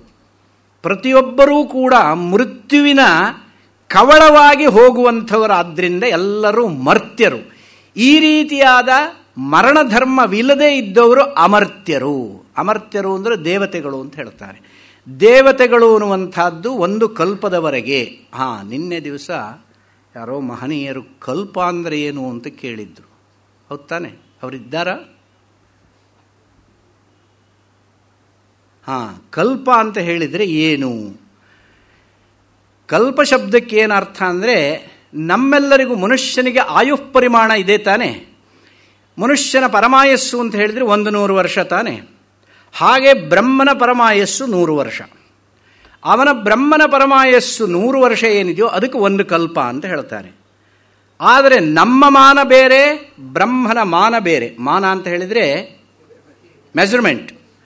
ಈ ಒಂದು ಮಾನ ಯಾವ ರೀತಿಯಾದದ್ದು? ನಮಗೆ 1 ಗಂಟೆ, ಒಂದು ದಿವಸಕ್ಕೆ 24 ಗಂಟೆ, 1 ಗಂಟೆಗೆ 60 ನಿಮಿಷ, 1 ನಿಮಿಷಕ್ಕೆ 24 ಸೆಕೆಂಡು. ಈ ರೀತಿಯಾಗಿ ತಾನೆ ನಮಗೆ ಇದು ಮನುಷ್ಯಮಾನ. ದೇವಮಾನ ಇದಕ್ಕಿಂತ ಬೇರೆಯಾಗಿದ್ದು. ಹೇಗೆ ಅಂತ ಕೇಳಿದರೆ, ನಮ್ಮ 1 ವರ್ಷ ದೇವಮಾನದಲ್ಲಿ 1 ದಿನ. ಆ ರೀತಿಯಾದ ದಿನಗಳಿಂದ ಕೂಡಿರುವಂತಹ 100 ವರ್ಷವಿರುವ ಬ್ರಹ್ಮನ ಆಯಸ್ಸು ಏನಿದೆಯೋ ಅದನ್ನು ಒಂದು ಕಲ್ಪ ಅಂತ ಹೇಳ್ತಾರೆ. ಅಂದರೆ ಏನಾಯಿತು? ಅದಕ್ಕೆ ಇನ್ನೊಂದು ವಿವರಣೆ ಕೊಡ್ತಾರೆ. ಚತುರ್ಯುಗ ಸಹಸ್ರಾಣಿ ಬ್ರಹ್ಮಣೋ ದಿನಮುಚ್ಯತೆ. ಈ ಒಂದು ಕೃತಯುಗ, ತ್ರೇತಾಯುಗ, ದ್ವಾಪರಯುಗ, ಕಲಿಯುಗ ಅಂತ 4 ಯುಗಗಳಿದ್ದಾವಲ್ಲ, ಇಂತಹ ಯುಗಗಳ 4 ಯುಗಗಳ 1000 ಸೈಕಲ್ ಏನಿದೆಯೋ ಆ 1,000 ಸಮೂಹ ಏನಿದೆಯೋ, 1,000 ಸಮೂಹ ಅಂದರೆ 1,000 × 4,000 ಯುಗಗಳಾಗ್ತವೆ. ಅದಷ್ಟು ಬ್ರಹ್ಮನ ದಿನದ ಮಾನ. ಲೆಕ್ಕ ಹಾಕಿ, ನಮಗೆ ಅಯ್ಯೋ ಅಂತ ಅನಿಸುತ್ತೆ. ಆದರೆ ಇಲ್ಲಿ 100 ವರ್ಷ ನಾವು ಬದುಕಿರ್ತೀವಲ್ಲ, 100 ವರ್ಷ ಬೇಗ ಹೋಗುತ್ತಾ ಇಲ್ವಾ? ಅವರು ಮೊನ್ನೆ ಹುಟ್ಟಿದವರು ಹಾಗೆ 100 ವರ್ಷ ಆಗೋಯ್ತಾ, ಕನಕಾಭಿಷೇಕ ಮಾಡಿಬಿಟ್ರಂತೆ, ಅವರಿಗೆ 100 ವರ್ಷ ಆಯಿತು ಅಂತ ಹೇಳ್ತೇವೆ. 100 ವರ್ಷವೂ ಮುಗಿಯುತ್ತೋ? 100 ವರ್ಷ ಹೇಗೆ ಮುಗಿಯುತ್ತೋ ಬ್ರಹ್ಮನಿಗೂ 100 ವರ್ಷ ಮುಗಿಯುತ್ತೆ. ನಮಗದು ಆಶ್ಚರ್ಯವಾಗಿ ಕಾಣಬಹುದು. ನಮ್ಮ ಮಾನವನ್ನಿಟ್ಟುಕೊಂಡು ನಾವು ನೋಡ್ತೇವೆ. ಇಂಡಿಯಾದವರು ಅಮೆರಿಕಕ್ಕೆ ಹೋದರೆ ಅಲ್ಲೇ ಡಾಲರ್ ನಮ್ಮ ವಿಚಾರ ಬಂದ ಕೂಡಲೇ ತಕ್ಷಣ ಮಾಡೋದೇನೋ $1 × ಇಂಡಿಯನ್ ರುಪಿ ಎಷ್ಟಾಯ್ತು ಅನ್ಲಕ್ಕೆ ಹಾಕ್ತಾರೆ. ಹೌದಾ? ಅಲ್ಲಿಯೇ $1 ಅಂತ ಹೇಳಿಬಿಟ್ರೆ ಇಂಡಿಯಾದ ಲೆಕ್ಕದಲ್ಲಿ $70 ಆಯಿತು. ಅವನಿಗೆ $10,000 ಬರ್ತಾ ಇದೆ ಸಂಬಳ, × 70. ಹೀಗೆ ಲೆಕ್ಕ ಹಾಕೋದು ನಮ್ಮ ಸಂಸ್ಕಾರ. ಹಾಗೆ ನಮ್ಮ ಮಾನವನ್ನು ನಾವು ಇಟ್ಟುಕೊಂಡು ಅಳತೆ ಮಾಡುವಾಗ ಬ್ರಹ್ಮನ ಮಾನ ನಮಗೆ ದೊಡ್ಡದಾಗಿ ಕಾಣುತ್ತೆ. ಅದು ಯಾವಾಗ ಮುಗಿಯೋದು? ಆ ಕಲ್ಪ ಮುಗಿಯೋದು ಯಾವಾಗ? ಚತುರ್ಯುಗ ಸಹಸ್ರಾಣಿ ಬ್ರಹ್ಮಣೋ ದಿನ ಮುಚ್ಯತೆ ಅಂದರೆ ಒಂದು ದಿನದಲ್ಲಿ ಹಗಲು ಮಾತ್ರ, ಇನ್ನು ರಾತ್ರಿ ಅಷ್ಟೇ ಇದೆ. ಇಂಥ ಹಗಲು ರಾತ್ರಿ ಸೇರಿದಾಗ ಒಂದು ದಿನ ಬ್ರಹ್ಮನಿಗೆ. ಅಂಥ ದಿನಗಳು 365 ಆದರೆ 1 ವರ್ಷ, ಅಂಥ ವರ್ಷಗಳು 100 ಆದರೆ ಅದು ಒಂದು ಕಲ್ಪ. ಆಯ್ತಾ? ಅಲ್ಲಿಗೆ ನಮ್ಮ ಜನ್ಮ ಎಷ್ಟಾಗಿರುತ್ತೆ? ಎಷ್ಟಾಗುತ್ತೆ? ಯಾರೋ ಬ್ರಹ್ಮನ ಹತ್ರ ವರ ಕೇಳಿದಂತೆ, ಬಹಳ ಬುದ್ಧಿವಂತ, ಬ್ರಹ್ಮನನ್ನು ಕುರಿತು ತಪಸ್ಸು ಮಾಡಿದ ನಂತರ ಬ್ರಹ್ಮ ಬಂದು ಪ್ರತ್ಯಕ್ಷನಾಗಿ, ನಿನಗೇನು ವರ ಬೇಗಪ್ಪ ಕೇಳು, ನಿನ್ನ ಮಾನದಲ್ಲಿ ನನಗೆ 100 ವರ್ಷ ಆಯಸ್ಸು ಕೊಡು ಅಂತ ಕೇಳಿದಂತೆ. ಒಂದು ಕ್ಷಣದಲ್ಲಿ ಬಂದುಬಿಟ್ಟೆ ಅಂತ ಬ್ರಹ್ಮ ಮಾಯ ಆಗ್ಬಿಟ್ಟಂತೆ. ಇವನ ಮಾನದಲ್ಲಿ ಕೇಳಿದ್ದು, ಅವನ ಮಾನದಲ್ಲೇ ಒಂದು ಕ್ಷಣದಲ್ಲಿ ಬಂದುಬಿಟ್ಟೆ ವಾಪಸ್ಸು ಅಂತ ಹೇಳಿಬಿಟ್ಟು ಮಾಯ ಆದ. ಅವನು ಒಂದು ಕ್ಷಣ ಬರುವಷ್ಟೊತ್ತಿಗೆ ಇವನಿಗೆ ಎಷ್ಟೋ ಜನ್ಮ ಕಳೆದೋಗಿದೆ. ಬುದ್ಧಿವಂತಿಕೆ ಇವನಿಗಿಂತ ಹೆಚ್ಚು ಅವನಿಗೆ ಬರೋಲ್ವೇ? ಅದು ಹಾಗೆ ಬ್ರಹ್ಮನ ಮಾನದಲ್ಲಿ ನನಗಾಯಸ್ಸು ಕೊಡು ಅಂತ ಹೇಳುವಾಗ ದೇವತೆಗಳು ಅತ್ಯಂತ ಬುದ್ಧಿವಂತರು ಮೋಸ ಮಾಡೋದರಲ್ಲಿ, ಎಲ್ಲರಿಗಿಂತಲೂ ಅತ್ಯಂತ ಬುದ್ಧಿವಂತರು. ಹಾಗೆ ಇವನ ಬುದ್ಧಿವಂತಿಕೆ ಇವು ಉಪಯೋಗಿಸಿದ, ಇವನ ಬುದ್ಧಿವಂತಿಕೆಗಿಂತಲೂ ಅವನ ಬುದ್ಧಿವಂತಿಕೆ ಇನ್ನೂ ಬಲವಾಗಿ ಉಪಯೋಗಿಸಿದ. ಹಾಗೆ ಬ್ರಹ್ಮನ ಒಂದು ಮಾನ ಅನ್ನುವಂಥದ್ದು ಈ ರೀತಿಯಾಗಿ 100 ವರ್ಷ ಬ್ರಹ್ಮನ ಆಯಸ್ಸು ಏನಿದೆಯೋ ಅದಕ್ಕೆ ಒಂದು ಕಲ್ಪ ಅಂತ ಹೇಳ್ತಾರೆ. ಹಾಗೆ ನಿನ್ನೆ ಇನ್ನೊಬ್ಬರು ಮಹನೀಯರು ಒಂದು ಪ್ರಶ್ನೆ ಕೇಳಿದರು, ಸ್ವಾಮಿ ಇವತ್ತಿನ ಜಂಜಾಟದಲ್ಲಿ, ಇವತ್ತಿನ ಜೀವನ ಕ್ರಮದಲ್ಲಿ ಇವೆಲ್ಲ ಮಾಡಲಿಕ್ಕೆ ಸಾಧ್ಯ ಅಂತೀರಾ ನೀವು? ಈ ಸ್ತೋತ್ರ ಕರ್ಮಾದಿಗಳು ಇತ್ಯಾದಿಗಳನ್ನು ಮಾಡಲಿಕ್ಕೆ ಸಮಯ ಎಲ್ಲಿದೆ ಸ್ವಾಮಿ? ಅವರು ಬಂದಿದ್ದಾರೋ ಏನೋ ನಿನ್ನೆ ಕೇಳಿದಂತಹ ಮಹನೀಯರು. ನಾನು ಒಂದೇ ಮಾತು ಹೇಳಲಿಕ್ಕೆ ಇಷ್ಟಪಡ್ತೇನೆ, where there is A will there is A way. Simple ಆದ ಆನ್ಸರ್ ಏನಂದರೆ, ಯಾವುದೂ ಕೂಡ ಮನುಷ್ಯನಿಗೆ ಅಸಾಧ್ಯವಾದದ್ದಿಲ್ಲ, ನಾವು ಹೊಂದಿಸಿಕೊಳ್ಬೇಕಷ್ಟೆ. ನಮ್ಮ ಜೀವನದಲ್ಲಿ ನಮಗೆ ಮಾಡಲಿಕ್ಕಾಗೋದಿಲ್ಲ, ನನಗೆ ಆಫೀಸ್ ಕೆಲಸ ಇದೆ, ಮತ್ತೊಂದಿದೆ, ತುಂಬ ಒತ್ತಡ ಇದೆ, ನನಗೆ ಸ್ತೋತ್ರ ಹೇಳೋದಕ್ಕಾಗೋದಿಲ್ಲ, ಸಂಧ್ಯಾ ವಂದನೆ ಮಾಡಲಿಕ್ಕಾಗೋದಿಲ್ಲ, ದೇವಪೂಜೆ ಮಾಡಲಿಕ್ಕಾಗೋದಿಲ್ಲ, ಇನ್ಯಾವುದೋ ಒಂದು ಹೋಮ ಹವನಾದಿಗಳಲ್ಲಿ ಭಾಗವಹಿಸೋದಕ್ಕಾಗೋದಿಲ್ಲ, ಇತ್ಯಾದಿ ಎಲ್ಲ ನಾವು ಹೇಳ್ತೇವೆ. ಆದರೆ ನಮಗಾಗಿ ನಾವು ಮಾಡಿಕೊಳ್ಳುವ ಕಾರ್ಯಗಳಲ್ಲಿ ಯಾವುದನ್ನು ಬಿಡ್ತೇವೆ? ನಿಮಗಾಗಿ ನೀವು ಮಾಡಿಕೊಳ್ಳುವ ಕಾರ್ಯ, ಪ್ರತಿನಿತ್ಯ ಆಫೀಸಿಗೆ ಹೋಗಬೇಕಾದ್ರೆ ಶೇವಿಂಗ್ ಮಾಡ್ಕೊಂಡು ಹೋಗ್ತಿರೋ, ಅದಕ್ಕೆ ಸಮಯ ಸಿಗುತ್ತೆ. ಊಟ ಮಾಡ್ತಿರೋ, ಅದಕ್ಕೆ ಸಮಯ ಸಿಗುತ್ತೆ. ಪೇಪರ್ ಓದ್ತಿರೋ, ಅದಕ್ಕೆ ಸಮಯ ಸಿಗುತ್ತೆ. TV ನೋಡ್ತಿರೋ, ಅದಕ್ಕೆ ಸಮಯ ಸಿಗುತ್ತೆ. ಪೂಜೆ ಮಾಡಲಿಕ್ಕೆ ಸಮಯ ಸಿಗೋಲ್ಲ, ಸಂಧ್ಯಾ ವಂದನೆ ಮಾಡಲಿಕ್ಕೆ ಸಮಯ ಸಿಗೋಲ್ಲ, ಧ್ಯಾನ ಮಾಡಲಿಕ್ಕೆ ಸಮಯ ಸಿಗೋದಿಲ್ಲ. ಈ ಮಾತನ್ನು ಒಪ್ಪಲಿಕ್ಕಾಗೋದಿಲ್ಲ. 24 ಗಂಟೆ ಕೊಟ್ಟಿದ್ದಾನೆ ದೇವರು ನಮಗೆ ಒಂದು ದಿನಕ್ಕೆ. 24 ಗಂಟೆಯಲ್ಲಿ ನಾನು 10 ನಿಮಿಷ, ಕೇವಲ 10 ನಿಮಿಷ ನಾನು ಧ್ಯಾನಕ್ಕಾಗಿ ಉಪಯೋಗಿಸ್ತೀನಿ ಅಂತ ಹೇಳಿದರೆ ಆ ಮನಸ್ಸು ನೀವು ಮಾಡಬೇಕು, ಸಂಕಲ್ಪ ಮಾಡಬೇಕು. ಸಂಕಲ್ಪ ಮಾಡಿಕೊಂಡು ಮಾಡಲಿಕ್ಕೆ ಶುರು ಮಾಡಿದರೆ ಅದೇ ನಿಮ್ಮನ್ನು ಹೇಳ್ಕೊಂಡು ಹೋಗುತ್ತೆ ಮುಂದೆ. ಮಾಡುವ ಸಂಕಲ್ಪ ನಿಮ್ಮ ಕೈಯಲ್ಲಿದೆ. ಆ ಸಂಕಲ್ಪ ನಮ್ಮ ಹತ್ರ ಇದ್ದರೆ ನಾವು ಎಷ್ಟೋ ಜನಗಳನ್ನು ನೋಡ್ತೇವೆ, ಎಷ್ಟೋ ಅಷ್ಟು ಜಂಜಾಟದ ಮಧ್ಯದಲ್ಲೂ ಕೂಡ ಅವರು ಕೆಲವೊಂದಷ್ಟು ಸಂದರ್ಭದಲ್ಲಿ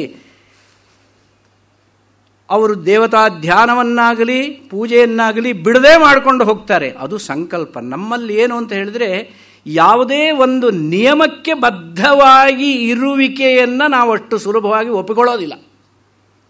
ನಮ್ಮದು ಏನು ಅಂದರೆ ಉನ್ಮುಕ್ತ ಸ್ವಭಾವ, ಯಾವ ಬಂಧನ ಇರಕೂಡ್ದು. ಅವೆಲ್ಲ ನನಗಾಗೋದಿಲ್ಲ, ಅವೆಲ್ಲ ನನಗಾಗೋದಿಲ್ಲ ಅಂತ ಹೇಳುವವರೇ ಮಕ್ಕಳಿಗೆ ಬಂಧನವನ್ನು ಉಂಟು ಮಾಡ್ತಾರೆ. ನೀನು ಹಿಂಗೆ ಇರಬೇಕು, ಬೆಳಗ್ಗೆ 6 ಗಂಟೆಗೆ ಏಳಬೇಕು, 5 ಗಂಟೆಗೆ ಏಳಬೇಕು. ಇವ್ರು ಮುಂಚೆ ಎದ್ದಿರೋದಿಲ್ಲ. ತಾನು ಎದ್ದು ಮಕ್ಕಳನ್ನು ಎಬ್ಬಿಸಬೇಕು. ತಾನು ಮಲಗಿದ್ದು ಮಗನಿಗೆ ನೀನು 7-5 ಗಂಟೆಗೆ ಅಂತ ಹೇಳಿದರೆ ಅವನು ಯಾಕೆ ಹೇಳ್ತಾನೆ? ನಾವು ಯಾವತ್ತೂ ಕೂಡ ನಾವು ಆ ಆಚಾರವನ್ನು ಮಾಡಿ ಅನುಷ್ಠಾನ ಮಾಡಿ ಇನ್ನೊಬ್ಬರಿಗೆ ಹೇಳಿದಾಗ ಆ ಮಾತಿಗೆ ಒಂದು ನೈತಿಕತೆ ಬರುತ್ತೆ ಹೊರತು, ತಾನು ಮಾಡದೆ ಇನ್ನೊಬ್ಬರಿಗೆ ಮಾಡು ಅಂತ ಹೇಳಿದರೆ ಆ ಮಾತಿಗೆ ಬೆಲೆ ಬರುವುದಿಲ್ಲ. ಹಾಗೆ ಇದು ನಾವು ಜೀವನದಲ್ಲೆಲ್ಲ ಮಾಡೋದು ಯಾರಿಗಾಗಿಯೇ?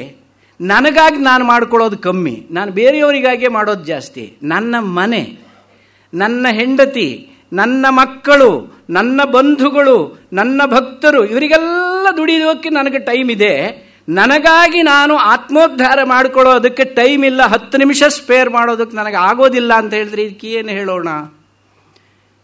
ಯಾಕೆ ಅಂದರೆ ನಿನ್ನ ಉದ್ಧಾರ ನೀನೇ ಮಾಡ್ಕೋಬೇಕು, ಇನ್ನೊಬ್ಬರು ಬರೋದಿಲ್ಲ. ನಿನ್ನ ಹೆಂಡತಿ ನಿನ್ನ ಜೊತೆ ಬರೋದಿಲ್ಲ, ಮಕ್ಕಳು ಬರೋದಿಲ್ಲ, ಯಾರು ಬಂಧು ಬಾಂಧವರು ಬರೋದಿಲ್ಲ. ಅದಕ್ಕಾಗಿಯೇ ನೋಡಿ, ವಿವಾಹ ವಿಧಿಯಲ್ಲಿ ಎಷ್ಟು ಉತ್ಕೃಷ್ಟವಾದ ವಿಧಿ, ಸಾಂದರ್ಭಿಕವಾಗಿ ಹೇಳ್ತಾ ಇದ್ದೇನೆ. ವಿವಾಹ ವಿಧಿಯಲ್ಲಿ ವರನ ಹತ್ರ ಪ್ರತಿಜ್ಞೆಯನ್ನು ಮಾಡಿಸ್ತಾರೆ.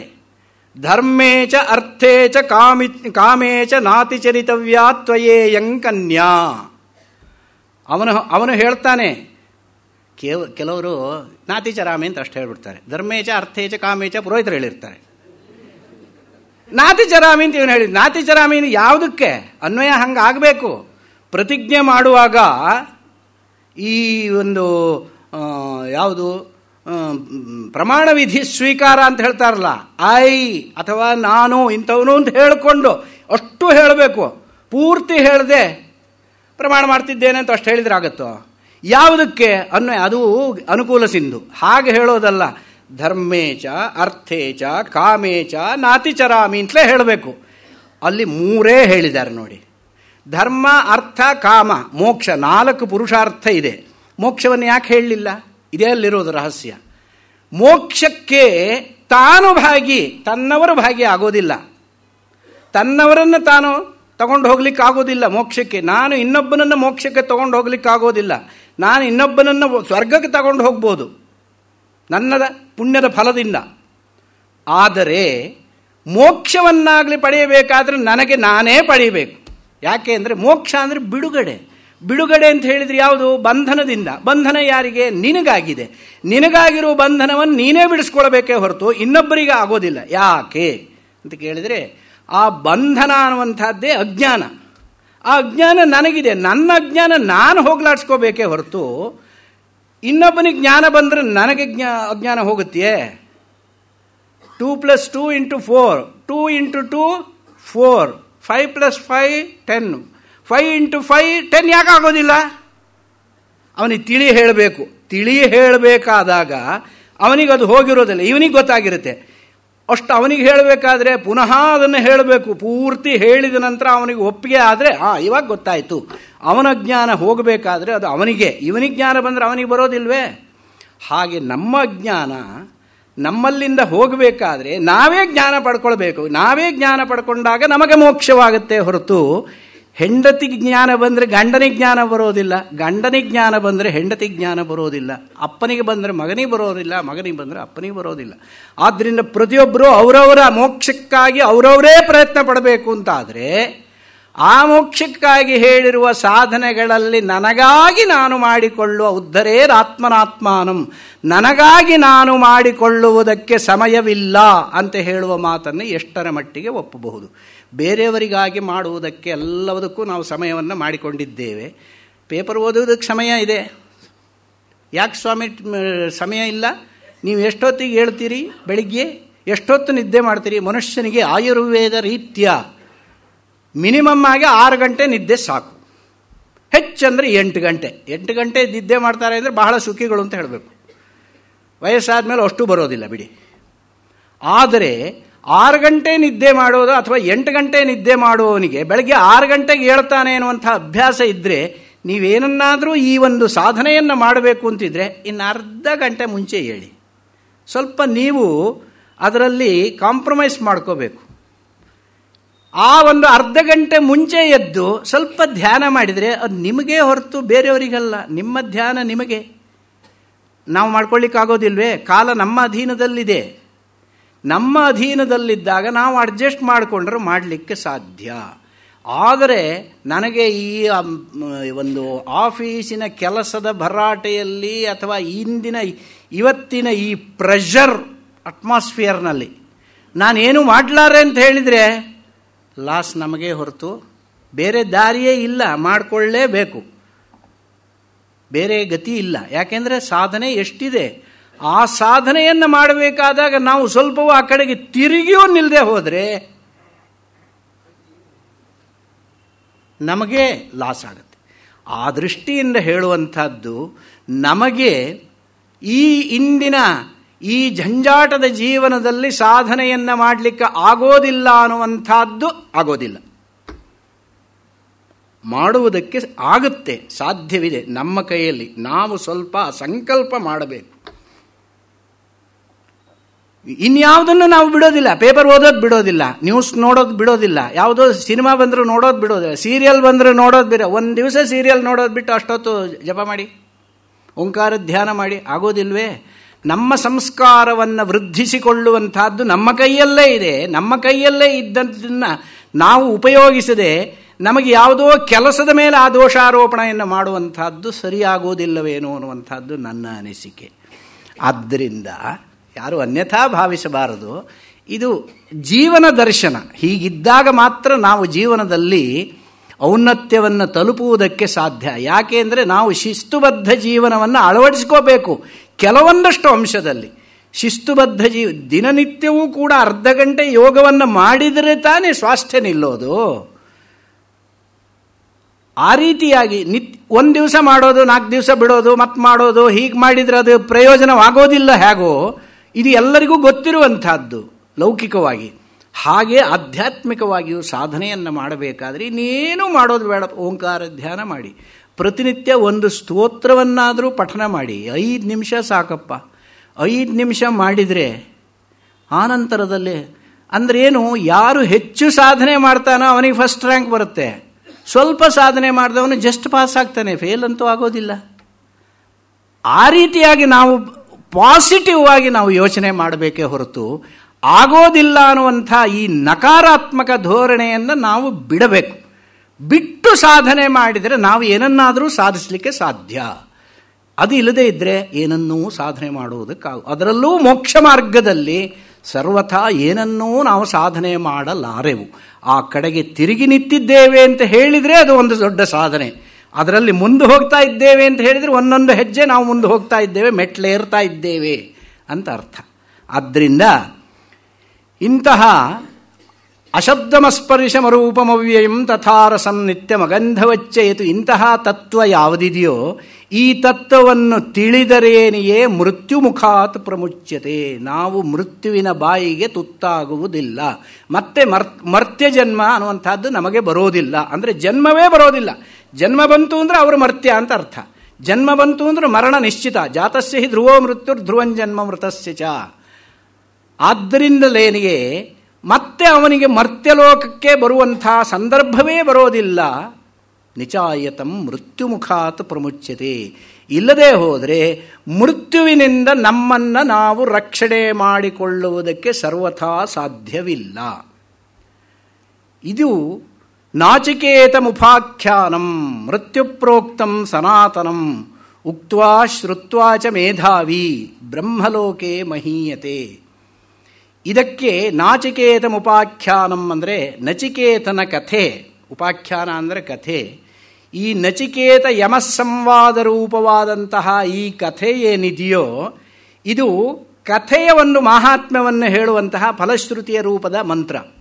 ಅಂದರೆ ಏನು ಅಂದರೆ, ನಾಚಿಕೇತನ ಉಪಾಖ್ಯಾನ ಅಂದರೆ ನಚಿಕೇತನ ಮತ್ತು ಯಮ ಇವರ ನಡುವೆ ಸಂಭಾಷಣ ರೂಪದಲ್ಲಿರುವ ಈ ಕಥೆಯನ್ನು ಮೃತ್ಯುಪ್ರೋಕ್ತಂ ಯಮನು ಹೇಳಿರುವಂತಹ ಸನಾತನ ಯಾವಾಗಲೂ ಚಿರಂತನವಾಗಿರುವಂತಹ ಇದನ್ನು ಉಕ್ತ್ವಾ ಹೇಳಿದರಾಗಲಿ ಶ್ರುತ್ವಾ ಕೇಳಿದರಾಗಲಿ, ನಾನು ಹೇಳಿದ್ದೇನೆ ನೀವು ಕೇಳಿದ್ದೀರಿ, ಹೇಳಿದವನಿಗೂ ಫಲ ಕೇಳಿದವರಿಗೂ ಫಲ. ಸುಮ್ಮನೆ ಕೇಳಿದರೆ ಫಲ ಹೇಗೆ ಬರುತ್ತೆ ಅಂತ ಕೇಳಿದರೆ ಅದು ಫಲ ಇದೆ ಅಂತ ಸಾಕ್ಷಾತ್ ಮಂತ್ರವೇ ಹೇಳುತ್ತೆ. ಕೂತ್ಕೊಂಡು ಕೇಳಿದ್ದಕ್ಕೆ ಫಲ ಇದೆ, ಹೇಳುವವರೇ ಇಲ್ಲದಿದ್ದರೆ ಕೇಳೋದು ಹೇಗೆ?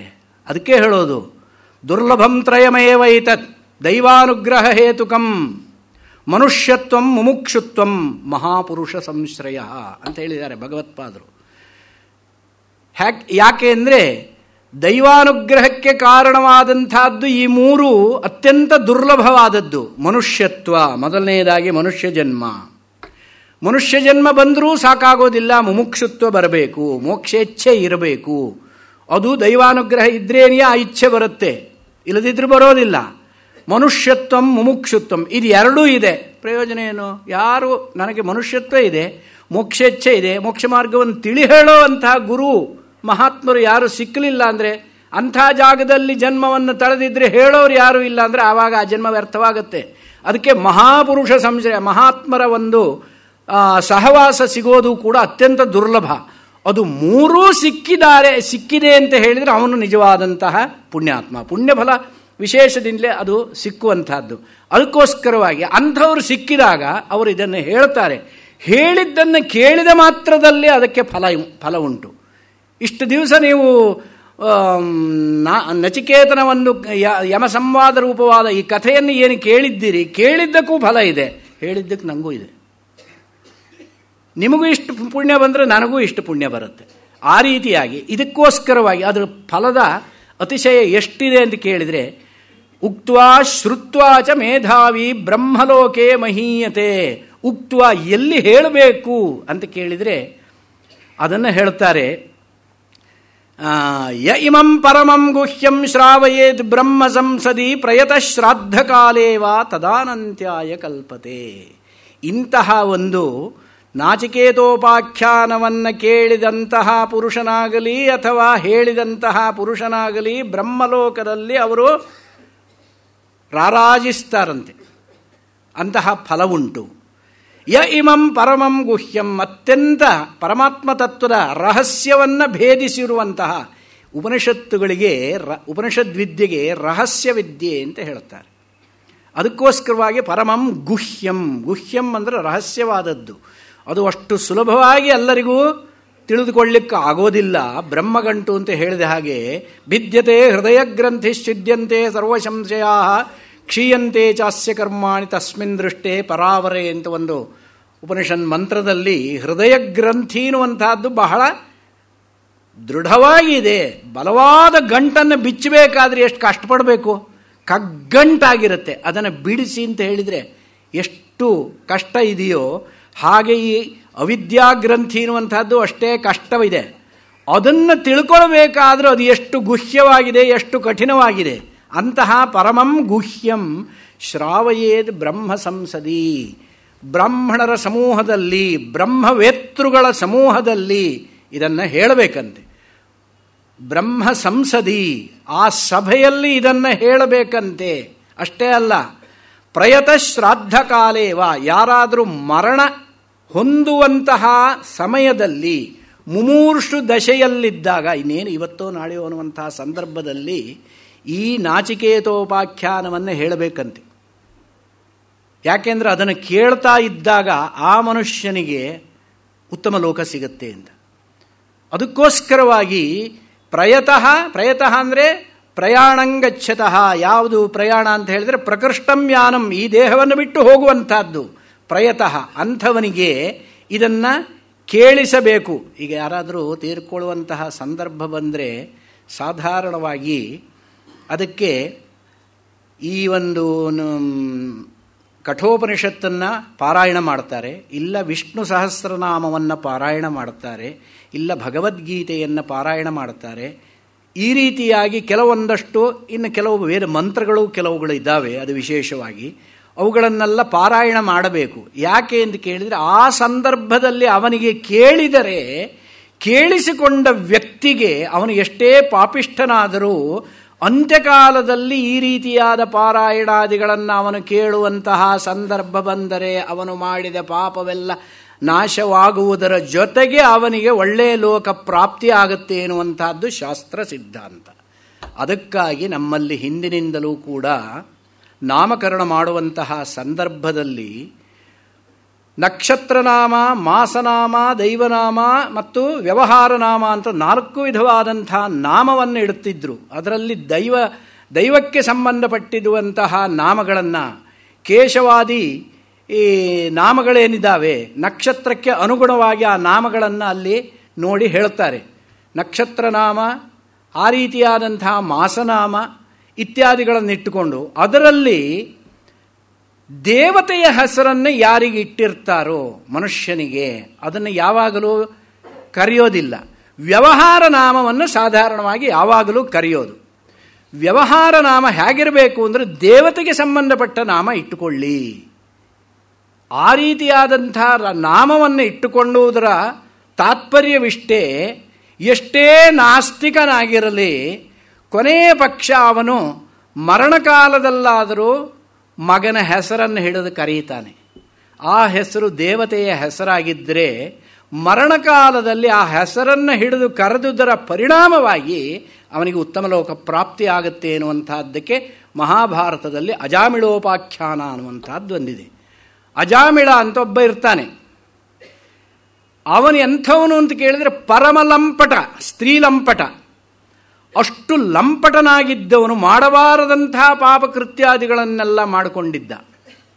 ಅವನಿಗೆ ಸ್ವರ್ಗ ಸಿಗಲಿಕ್ಕೆ ಸಾಧ್ಯವೇ ಇಲ್ಲ, ಅಷ್ಟು ಪಾಪಿಷ್ಠನಾಗಿದ್ದ. ಆದರೆ ಅವನ ಮಗ ಒಬ್ಬ ಇದ್ದ, ನಾರಾಯಣ ಅಂತ ಅವನ ಹೆಸರು. ನಾರಾಯಣ ಅಂತ ಹೆಸರು ಇಟ್ಟುಕೊಂಡಿದ್ದ. ನಾರಾಯಣನನ್ನ ಇವನು ಸಾಯುವ ಸಂದರ್ಭದಲ್ಲಿದ್ದಾಗ 3 ಸಾರಿ ಕರೆದಂತೆ. ಅವನೆಲ್ಲೋ ಹೊರಗಡೆ ಇದ್ನೇನು, ನಾರಾಯಣ ನಾರಾಯಣ ನಾರಾಯಣ 3 ಸಾರಿ ಕರೆದ. ಯಮದೂತರು ಬಂದು ಪಾಶವನ್ನು ಹಾಕಿದ್ದಾರೆ ಅವನಿಗೆ. ಆವಾಗ ವಿಷ್ಣುವಿನ ಪಾರ್ಷದರು ಪ್ರತ್ಯಕ್ಷರಾಗಿದ್ದಾರಂತೆ. ಇವರು ನಮ್ಮ ವಿಷ್ಣುವಿನ ಭಕ್ತರು, ನೀವು ಮುಟ್ಲಿಕ್ಕಿಲ್ಲ. ವಿಷ್ಣುವಿನ ಪಾರ್ಷದರು ಬಂದು ಯಾವಾಗ ಈ ರೀತಿಯಾಗಿ ಹೇಳಿದರೋ ಯಮದೂತರು ಹಿಂದೆ ಸರಿದ್ರಂತೆ. ಅದು ಹೇಗೆ, ಅವನು ಅಂಥ ಪಾಪಿ, ನಮ್ಮಲ್ಲಿ ತಾನೇ ಅವನನ್ನು ಕರ್ಕೊಂಡು ಹೋಗಬೇಕು. ಪಾಪಿಯಾದರೂ ಮರಣಕಾಲದಲ್ಲಿ ನಾರಾಯಣ ಅನ್ನೋ ಶಬ್ದವನ್ನು ಹೇಳಿದ್ದಾನೆ. ಅವನು ಹೇಳಿದ ತನ್ನ ಮಗನನ್ನ, ನಿಮಿತ್ತ ಯಾವುದೇ ಇರಬಹುದು, ಹೇಳಿದ್ದ ನಾರಾಯಣ ಶಬ್ದ. ನಾರಾಯಣ ಶಬ್ದವನ್ನು ಉಚ್ಚಾರ ಮಾಡಿದ ಮಾತ್ರದಿಂದ ಅವನಿಗೆ ಪುಣ್ಯ ಬಂತು, ಅವನು ಮಾಡಿದ ಪಾಪ ಕಳೆಯಿತು. ಆದ್ದರಿಂದ ಅವನನ್ನು ನೀವು ತೆಗೆದುಕೊಂಡು ಹೋಗಲಿಕ್ಕೆ ಸಾಧ್ಯವಿಲ್ಲ ಅಂತ ಹೇಳ್ತಾರೆ. ಇದು ದೇವತಾ ನಾಮಗಳನ್ನಿಟ್ಟು ಉಚ್ಚಾರ ಮಾಡುವುದರ ಒಂದು ಫಲ. ನಮಗೆ ಜೀವನದಲ್ಲಿ ಪರಮಾತ್ಮನ ಒಂದು ನಾಮಸ್ಮರಣೆ ಮಾಡುವಂತಹ ಅಭ್ಯಾಸವಿಲ್ಲದೆ ಹೋದರೆ, ಯಾವತ್ತೂ ಅಭ್ಯಾಸ ಮಾಡದಿದ್ದವನಿಗೆ ಎಲ್ಲ ಇಂದ್ರಿಯಗಳು ಜರ್ಜರಿತವಾಗಿ ಮನಸ್ಸು ಕ್ಷೀಣವಾದ ಸಂದರ್ಭದಲ್ಲಿ ಪರಮಾತ್ಮನ ನಾಮ ಹೇಗೆ ಸ್ಮರಣೆಗೆ ಬರುತ್ತೆ? ನಾವು ಇವಾಗಲೇ ಎಷ್ಟೋ ಸಾರಿ ನೋಡ್ತೇವೆ. ಸ್ವಲ್ಪ ವಯಸ್ಸಾಗ್ತಾ ಬಂದ ಹಾಗೆ ಇವಾಗೆಲ್ಲರ ಕೈಲೂ ಮೊಬೈಲ್ ಇರುತ್ತಲ್ಲ, ಮೊಬೈಲ್ ಇಟ್ಕೊಂಡಿರ್ತೀವಿ, ಯಾವುದೋ ಒಂದು ವಿಷಯಕ್ಕೆ ಸಂಬಂಧಪಟ್ಟಂತೆ ಪಾಸ್ವರ್ಡ್ ನೆನಪಾಗೋದಿಲ್ಲ. ಪಾಸ್ವರ್ಡೇ ನಮಗೆ ನೆನಪಾಗದೇ ಇರುವಾಗ ಈ ಪಾಸ್ವರ್ಡು ಇಲ್ಲಿ ಏನು ಕೆಲಸ ಮಾಡುತ್ತೋ ಇದು ನೆನಪಾಗದೇ ಇದ್ದಾಗ ಅಲ್ಲಿ ನಮಗೆ ಪಾಸ್ವರ್ಡು ಅದು. ಆ ಪಾಸ್ವರ್ಡು ನಮಗೆ ನೆನಪಾಗೋದಾದರೂ ಹೇಗೆ? ಇಲ್ಲೇ ಮರೀತಾ ಇದ್ದಾಗ, ಸ್ವಸ್ಥರಾಗಿದ್ದ ಸಮಯದಲ್ಲಿ ನಾವು ಮರೀತಾ ಇದ್ದೇವೆ ಅಂದರೆ, ಮರಣಶಯ್ಯೆಯಲ್ಲಿದ್ದಾಗ ಅವನಿಗೆ ಆ ಪಾಸ್ವರ್ಡ್ ಹೆಂಗೆ ನೆನಪಿಗೆ ಬರುತ್ತೆ? ಅದು ಅಭ್ಯಾಸ ಮಾಡಿಕೊಂಡಿದ್ರೆ, ಪ್ರತಿನಿತ್ಯವೂ ನಾವು ಅದನ್ನು ಹೇಳುವ ಅಭ್ಯಾಸ ಮಾಡಿಕೊಂಡಿದ್ರೆ ಆ ಅಭ್ಯಾಸ ಬಲದಿಂದಲಾದರೂ ಆವಾಗ ನೆನಪಿಗೆ ಬರುತ್ತೆ. ಆ ಅಭ್ಯಾಸ ಬಲದಿಂದ ನೆನಪಿ ಬಂದು ಉಚ್ಚಾರಣೆ ಮಾಡಿದ್ದೇ ಆದರೆ ಅವನಿಗೆ ಉತ್ತಮ ಲೋಕ ಪ್ರಾಪ್ತಿಯಾಗತ್ತೆ ಅನ್ನುವಂಥದ್ದು ಮಹಾಭಾರತದ ಅಜಾಮಿಳೋಪಾಖ್ಯಾನದ ಸಾರ. ಅದಕ್ಕೋಸ್ಕರವಾಗಿ ನಾನು ಹೇಳಿದ್ದು, ಇಂತಹ ನಚಿಕೇತನ ಕಥೆಯನ್ನು ಬ್ರಹ್ಮ ಸಂಸದಿಯಲ್ಲಿ ಹೇಳಬೇಕು, ಸಂಸತ್ತಿನಲ್ಲಿ, ಅಥವಾ ಮರಣಕಾಲದಲ್ಲಿ ಇರುವಂತಹ ವ್ಯಕ್ತಿಗೆ ಇದನ್ನು ಕೇಳಿಸಬೇಕು. ಶ್ರಾದ್ದ ಕಾಲದಲ್ಲಿ ಶ್ರಾದ್ದವನ್ನು ಮಾಡುವಾಗ ಬಹುಶಃ ಶ್ರಾದ್ದ ಪ್ರಕ್ರಿಯೆಯ ಬಗ್ಗೆ ಕೆಲವು ಜನರಿಗೆ ತಪ್ಪು ಕಲ್ಪನೆ ಇರುತ್ತೆ. ಸತ್ತೋದವನಿಗೆ ಶ್ರಾದ್ದ ಪಿಂಡ ಇಲ್ಲ ಹಾಕಿದ್ರೆ ಅವರಿಗೆ ಹೆಂಗ್ರಿ ತಲುಪುತ್ತೆ? ಚಾರ್ವಾಕರ ವಾದ ಇಲ್ಲಿ ತುಂಬ ಚೆನ್ನಾಗಿದೆ. ಸತ್ತೋದವನು ಯಾವುದೋ ಲೋಕದಲ್ಲಿ ಇರ್ತಾನೆ ತಂದೆ, ಅವನಿಗೆ ಇಲ್ಲಿ ಪಿಂಡವನ್ನು ಹಾಕಿದರೆ ಅದು ಅವನಿಗೆ ಸೇರುತ್ತೆ. ಎಂಥ ಹುಚ್ಚು ಕಲ್ಪನೆ ಇದು! ಹುಚ್ಚು ಕಲ್ಪನೆ ಅಲ್ಲದೆ ಏನಿಲ್ಲ ಇದು. ಇದು ಯಾವುದೋ ಲೋಕದಲ್ಲಿದ್ದವನಿಗೆ ಇಲ್ಲಿ ಹಾಕಿದ ಪಿಂಡ ಸಲ್ಲುತ್ತೆ ಅಂತಾದರೆ ಉಪ್ಪರಿಗೆ ಮೇಲೆ ಕೂತಿರುವ ಮಗನಿಗೆ ತಾಯಿ ಇಲ್ಲೇ ಊಟ ಬಡಿಸಿದ್ರೆ ಯಾಕೆ ಹೋಗೋದಿಲ್ಲ? ಹೇಗಿದೆ ವಾದ? ಅದಕ್ಕೆ ಚಾರುವಾಕ ಅಂತ ಹೇಳಿ. ಚಾರು ವಾಕ್ ಎಸ್ ಸಹ ಕೇಳೋದಕ್ಕೆ ರಮಣೀಯವಾಗಿರುತ್ತೆ, ಅವನ ಮಾತೇನೋ ಚೆನ್ನಾಗಿದೆ, ಆದರೆ ಇದು ಯುಕ್ತಿಗರ್ಭಿತವಾದ ಪ್ರಾಮಾಣಿಕವಾದಂಥ ಮಾತಲ್ಲ. ಯಾಕೆ ಅಂತ ಕೇಳಿದರೆ ಇದನ್ನು ಹೇಳ್ತಾರೆ, ಅವನಿಗೆ ತಲುಪುತ್ತೆ ಅಂತ ಹೇಳಿದರೆ ಅವನು ಇಲ್ಲಿ ಇವನು ಹಾಕುವ ಪಿಂಡಕ್ಕಾಗಿ ಕಾದುಕೊಂಡು ಕೂತಿದ್ದಾನೆ ಅಂತ ಅರ್ಥವಲ್ಲ. ಅವನ ಕರ್ಮಾನುಸಾರವಾಗಿ ಜನ್ಮವನ್ನು ಪಡ್ಕೊಂಡ್ಬಿಟ್ಟಿದ್ದಾನೆ. ಯಾವುದೋ ಒಂದು ಜನ್ಮದಲ್ಲಿರ್ತಾನೆ, ಅಥವಾ ನರಕದಲ್ಲಿರ್ತಾನೆ, ಅಥವಾ ಸ್ವರ್ಗದಲ್ಲಿರ್ತಾನೆ. ಇದು ಮೂರು ಬಿಟ್ಟು ಬೇರೆ ಇಲ್ಲ ತಾನೆ. ಈ ಮೂರೇ ಗತಿ. ಒಂದೋ ಯಾವುದೋ ಒಂದು ಜನ್ಮವನ್ನು ಪಡೆದಿರ್ತಾನೆ, ಇಲ್ಲ ನರಕದಲ್ಲೇ ಆಗಲಿ ಇಲ್ಲ ಸ್ವರ್ಗದಲ್ಲಾಗಲಿ ಇರ್ತಾನೆ. ಇದಿಷ್ಟು ಬಿಟ್ಟು ಬೇರೆ ಇಲ್ಲ. ಇವನು ಶ್ರಾದ್ದ ಮಾಡೋದು ಯಾಕೆ ಅಂತ ಕೇಳಿದರೆ ಪುತ್ರನಾದವನ ಕರ್ತವ್ಯ. ಆ ಕರ್ತವ್ಯವನ್ನು ಅವನು ಮಾಡದೇ ಹೋದರೆ ಅವನು ಕರ್ತವ್ಯಚ್ಯುತನಾಗ್ತಾನೆ, ಇವನು ಧರ್ಮಭ್ರಷ್ಟನಾಗ್ತಾನೆ. ಇವನು ಹಾಕುವ ಪಿಂಡವನ್ನು ಕಾದುಕೊಂಡು ತಂದೆ ಕೂತಿರೋದಿಲ್ಲ ಅಲ್ಲಿ. ಮತ್ತೇನು ಹಾಗಂದ್ರೆ ಅಂತ ಕೇಳಿದರೆ ಇವನು ಮಾಡಬೇಕಾದ ಕರ್ತವ್ಯ. ಮಗನಾಗಿ ಹುಟ್ಟಿದ್ದಕ್ಕೆ ಅಷ್ಟು ಕೆಲಸ ಮಾಡಬೇಕು. ಪುನ್ನಾಮ್ನೋ ನರಕಾತ್ರಾಯತ ಇತಿ ಪುತ್ರ. ಅಷ್ಟೇ ಅಲ್ಲ, ಜೀವತೋ ವಾಕ್ಯಕರಣಾತ್ ಪ್ರತ್ಯಬ್ಧಂ ಭೂರಿಭೋಜನಾತ್ ಗಯಾಯಾಂ ಪಿಂಡದಾನಾಚ್ಚ ತ್ರಿಭಿಃ ಪುತ್ರಸ್ಯ ಪುತ್ರತ. ಧರ್ಮಶಾಸ್ತ್ರದಲ್ಲಿ ಹೇಳಿರುವಂತಹ ಮಾತು. ಮೂರನ್ನು ಮಾಡಿದ್ರೇನೆ ಅವನು ಪುತ್ರ ಅಂತ ಅನಿಸ್ಕೊಳ್ತಾನೆ. ಪುನ್ನಾಮನೋ ನರಕಾತ್ರಾಯತೆ ಇತಿ ಪುತ್ರ. ಪುತ್ ಅನ್ನುವಂಥದ್ದು ಒಂದು ನರಕ ಇದೆ, ಘೋರವಾದ ನರಕ. ಅದರಲ್ಲಿ ಬೀಳ್ತಾರಂತೆ ಪಿತೃಗಳು, ಯಾರಾದರೂ ಪಾಪಿಷ್ಠರಿದ್ದರೆ. ಎಲ್ಲರೂ ಅಲ್ಲ. ಅಂಥ ಬೀಳುವಂತಹ ಪಿತೃವನ್ನು ಕೂಡ ರಕ್ಷಿಸುವ ಒಂದು ಸಾಮರ್ಥ್ಯ ಇರುವುದು ಮಗನಿಗೆ. ಅವನು ಈ ಶ್ರಾದ್ದವನ್ನು ಮಾಡಿದಾಗ ನರಕಪಾತದಿಂದ ಪಿತೃಗಳನ್ನು ರಕ್ಷಣೆ ಮಾಡ್ತಾನೆ. ಆದ್ದರಿಂದ ಅವನು ಪುತ್ರ. ಇನ್ನೊಂದು ಜೀವತೋ ವಾಕ್ಯಕರಣ. ತಂದೆ ಬದುಕಿದ್ದಾಗ ಅವನ ಮಾತನ್ನು ಗೌರವಿಸುವುದರಿಂದ. ಪ್ರತ್ಯಬ್ಧಂ ಭೂರಿ ಭೋಜನಾತ್. ಆನಂತರದಲ್ಲಿ ತಂದೆ ಮೃತನಾದ ನಂತರ ಪ್ರತಿ ಸಾಂವತ್ಸರಿಕ ಶ್ರಾದ್ದದಲ್ಲಿ ಭೂರಿ ಭೋಜನವನ್ನು ಮಾಡಿಸುವುದರಿಂದ, ಗಯೆಯಲ್ಲಿ ಪಿಂಡವನ್ನು ಪ್ರದಾನ ಮಾಡುವುದರಿಂದ ಅವನ ಪುತ್ರನಾಗುತ್ತಾನೆ. ಇಲ್ಲದಿದ್ದರೆ ಅವನ ಪುತ್ರ ಶಬ್ದದಿಂದ ಹೇಳುವಂತಹ ಒಂದು ವಸ್ತು ಅಷ್ಟೇ. ಇದಕ್ಕೋಸ್ಕರವಾಗಿ ಹೇಳಿರುವಂತಹದ್ದು. ಆದ್ದರಿಂದ ಶ್ರಾದ್ದ ಕಾಲದಲ್ಲಿ ಇದನ್ನು ಹೇಳ್ತಾರೆ. ಯಾಕೆ ಅಂತ ಹೇಳಿದರೆ ಮರಣಾನಂತರದಲ್ಲಿ ಜೀವ ಏನಾಗ್ತಾನೆ ಅಂತ ನಚಿಕೇತನ ಪ್ರಶ್ನೆ. ಅದಕ್ಕೆ ಉತ್ತರ ರೂಪವಾಗಿ ಯಮನ ಒಂದು ಆಧ್ಯಾತ್ಮಿಕ ತತ್ವದ ಆವಿಷ್ಕಾರ. ಇದಿಷ್ಟು ಆಗಿರೋದ್ರಿಂದ ಈ ವಿಚಾರವನ್ನು ಶ್ರಾದ್ದ ಕಾಲದಲ್ಲಿ ಹೇಳಿದಾಗ ಭೋಕ್ತೃಗಳಾದವರು ಅದನ್ನು ಕೇಳ್ತಾ ಇದ್ದರೆ ಅದರಿಂದ ಪಿತೃಗಳಿಗೆ ಅದರ ಒಂದು ಫಲ ಅನ್ನುವಂತಹದ್ದು ಸಿಗುತ್ತೆ. ಇವನು ಕರ್ತವ್ಯವನ್ನು ಮಾಡಿದ್ದಾನೆ, ಧರ್ಮವನ್ನು ಅನುಷ್ಠಾನ ಮಾಡಿದ್ದಾನೆ. ಅದಕ್ಕೋಸ್ಕರವಾಗಿ ಪ್ರಯತಃ ಶ್ರಾದ್ದ ಕಾಲೇವ ಇದನ್ನು ಪಠಣ ಮಾಡಿದರೆ ತದ ಅನಂತ್ಯಾಯ ಕಲ್ಪತೆ, ಅನಂತ ಫಲವನ್ನು ಕೊಡುತ್ತೆ. ಅಂದರೆ ನಾನು ಯಾಕೆ ಈ ಒಂದು ಉಪನಿಷತ್ತನ್ನು ನಾನು ಆರಿಸಿಕೊಂಡಿದ್ದು ಅಂತ ಹೇಳಿದರೆ ಇದಕ್ಕೋಸ್ಕರವಾಗಿ. ಮುಖ್ಯವಾಗಿ ಪ್ರತಿಯೊಬ್ಬರು ದಶೋಪನಿಷತ್ತುಗಳಲ್ಲಿ ವಿಶಿಷ್ಟವಾದ ಉಪನಿಷತ್ತು ಕಠೋಪನಿಷತ್ತು. ಇದು ಎಲ್ಲರಿಗೂ ಜೀವನದಲ್ಲಿ ಅನ್ವಯವಾಗುವಂತಹ ಉಪನಿಷತ್ತು. ಶ್ರಾದ್ದದ ವಿಚಾರವನ್ನು ಯಾರು ಮಾಡದೇ ಇರುವಂಥವ್ರು ಯಾರಿರ್ತಾರೆ? ಪ್ರತಿಯೊಬ್ಬರಿಗೂ ಸಂಬಂಧಪಟ್ಟಿದ್ದು. ಈ ಒಂದು ಶ್ರಾದ್ದ ಕಾಲದಲ್ಲಿ, ಭೋಜನ ಕಾಲದಲ್ಲಿ ಅವರು ಪಿತೃಗಳ ಭೋಕ್ತೃಗಳಾದಂತಹ ರೂಪದಲ್ಲಿ ಕುಳಿತುಕೊಂಡಾಗ ಕೆಲವೊಂದಷ್ಟು ಮಂತ್ರಗಳನ್ನು ಹೇಳುವಂತಹ ಪದ್ಧತಿ ಇದೆ. ಆ ರೀತಿಯಾದಂತಹ ಸಂದರ್ಭದಲ್ಲಿ ವಿಷ್ಣು ಸಹಸ್ರನಾಮ ಪಾರಾಯಣವೂ ಇದೆ, ಅಥವಾ ಕಠೋಪನಿಷತ್ತಿನ ಪಾರಾಯಣವೂ ಇದೆ, ಭಾಗವತದ ಪಾರಾಯಣವೂ ಇದೆ. ಇದೆಲ್ಲ ಶ್ರಾದ್ದ ಕಾಲದಲ್ಲಿ ಹೇಳುವಂತಹದ್ದು. ಅದು ಅನಂತ ಫಲವನ್ನು ಕೊಡುತ್ತೆ. ಮಾಡಿದವನಿಗೂ ಫಲ ಜಾಸ್ತಿ, ಪಿತೃಗಳಿಗೂ ಫಲ ಜಾಸ್ತಿ. ಇವನು ಮಾಡಿದವನು ಮಾಡದಿದ್ದರೆ, ಮಗನಾದವನು ಮಾಡದಿದ್ದರೆ ಏನಾಗುತ್ತೆ ಅಂತ ಕೇಳ್ತಾರೆ. ನಾವು ಗಯಾಕ್ಕೆ ಹೋಗಿ ಆಯಿತು ಸ್ವಾಮಿ, ಈ ಶ್ರಾದ್ದ ಮಾಡೋದು ಬಿಟ್ಬಿಟ್ಟಿದ್ದೀವಿ ಅಂತ. ಶ್ರಾದ್ದ ಮಾಡುವುದನ್ನು ಬಿಡುವುದಕ್ಕಾಗಿಯೇ ಕೆಲವರು ಗಯೆಗೆ ಹೋಗ್ತಾರೆ. ಅದಲ್ಲ, ಗಯೆಗೆ ಹೋಗಿ ಶ್ರಾದ್ದ ಮಾಡಿದರೆ ಮತ್ತೆ ಶ್ರಾದ್ದ ಮಾಡಬೇಕಾಗಿಲ್ಲ ಅನ್ನುವಂಥ ಮಾತಿಗೇನರ್ಥ? ಶ್ರಾದ್ದ ಬಿಡಬೇಕು ಅಂತ ಅರ್ಥವಲ್ಲ. ಗಯಾ ಶ್ರಾದ್ದಕ್ಕೆ ಅಷ್ಟು ಮಹತ್ವ ಇದೆ ಅಂತ ಅರ್ಥವೇ ಹೊರತು ಇದಕ್ಕೆ ಶಾಸ್ತ್ರದಲ್ಲಿ ಅರ್ಥವಾದ ಅಂತ ಒಂದು ಹೇಳ್ತಾರೆ. ಅರ್ಥವಾದ ಅಂತ ಹೇಳಿದರೆ ಅರ್ಥವಾದ ವಾಕ್ಯಗಳಿಗೆ ಯಥಾಶ್ರುತವಾಗಿ ಅರ್ಥವನ್ನು ತಗೊಳ್ಬಾರದು. ಅದರ ಅಭಿಪ್ರಾಯವೇ ಬೇರೆ ಇರುತ್ತೆ. ಆ ಅಭಿಪ್ರಾಯದಿಂದ ಅದನ್ನು ಹೇಳಿದ್ದು ಅಂತ ಅಷ್ಟೇ ಹೊರತು ಯಥಾಶ್ರುತವಾಗಿ ಅಂದರೆ ಲಿಟರರಿ ಮೀನಿಂಗ್ ಅಂತ ಏನು ಹೇಳ್ತೀವೋ ಅದನ್ನು ಯಥಾಶ್ರುತವಾಗಿ ಶಬ್ದದಿಂದ ಹೊರಹೊಮ್ಮುವ ಅರ್ಥವನ್ನು ತೆಗೆದುಕೊಳ್ಳಬಾರದು. ಆ ಶಬ್ದದಿಂದ ಸೂಚಿತವಾದ ಅರ್ಥ ಇನ್ನೊಂದಿದೆ. ತಂದೆಯಾದವನು ಮಗನಿಗೆ ಶತ್ರುವಿನ ಮನೆಯಲ್ಲಿ ಊಟಕ್ಕೆ ಹೊರಟು ನಿಂತಹ ಪುತ್ರನನ್ನು ಕಂಡು ತಂದೆ ಹೇಳ್ತಾನೆ, ವಿಷಂಭುಂಕ್ಷ್ವ, ವಿಷಪಾನ ಮಾಡು. ಸಾಧ್ಯವಿದೆಯೋ ಈ ರೀತಿಯಾಗಿ ತಂದೆಯಾದವನು ಮಗನಿಗೆ ಈ ಮಾತನ್ನು ಹೇಳುವುದಕ್ಕೆ ಸಾಧ್ಯವಿದೆಯೋ? ಇಲ್ಲ ತಾನೆ. ಎಲ್ಲೂ ತಂದೆ ಅಂತ ಆದವನು ಮಗನಿಗೆ ಈ ಮಾತು ಹೇಳೋದಿಲ್ಲ, ವಿಷಪಾನ ಮಾಡು ಅಂತ. ಆದರೆ ಅಲ್ಲಿ ಹೇಳಿದಾನೆ. ಆ ಮಾತಿಗೆ ಅರ್ಥ ಏನು ಅಂದರೆ, ನನ್ನ ಶತ್ರುವಿನ ಮನೆಯಲ್ಲಿ ನೀನು ಊಟ ಮಾಡಲಿಕ್ಕೆ ಹೊರಟಿದ್ದೀಯಾ, ಅದಕ್ಕಿಂತ ವಿಷ ಕುಡಿಯುವುದು ಲೇಸು ಅಂತ ಹೇಳಿದ್ರೇನು? ಶತ್ರುವಿನ ಮನೆಯಲ್ಲಿ ಭೋಜನ ಮಾಡುವುದಕ್ಕೆ ಹೊರಟಂತಹ ನಿನ್ನ ಕ್ರಿಯೆಯಿಂದ ವಿಮುಖನಾಗುವಂತಹದ್ದು ತಾತ್ಪರ್ಯವೇ ಹೊರತು ಇದಕ್ಕೆ ಲಕ್ಷ್ಯಾರ್ಥ ಅಥವಾ ತಾತ್ಪರ್ಯ ವಿವಕ್ಷ ಅಂತ ಹೇಳ್ತಾರೆ.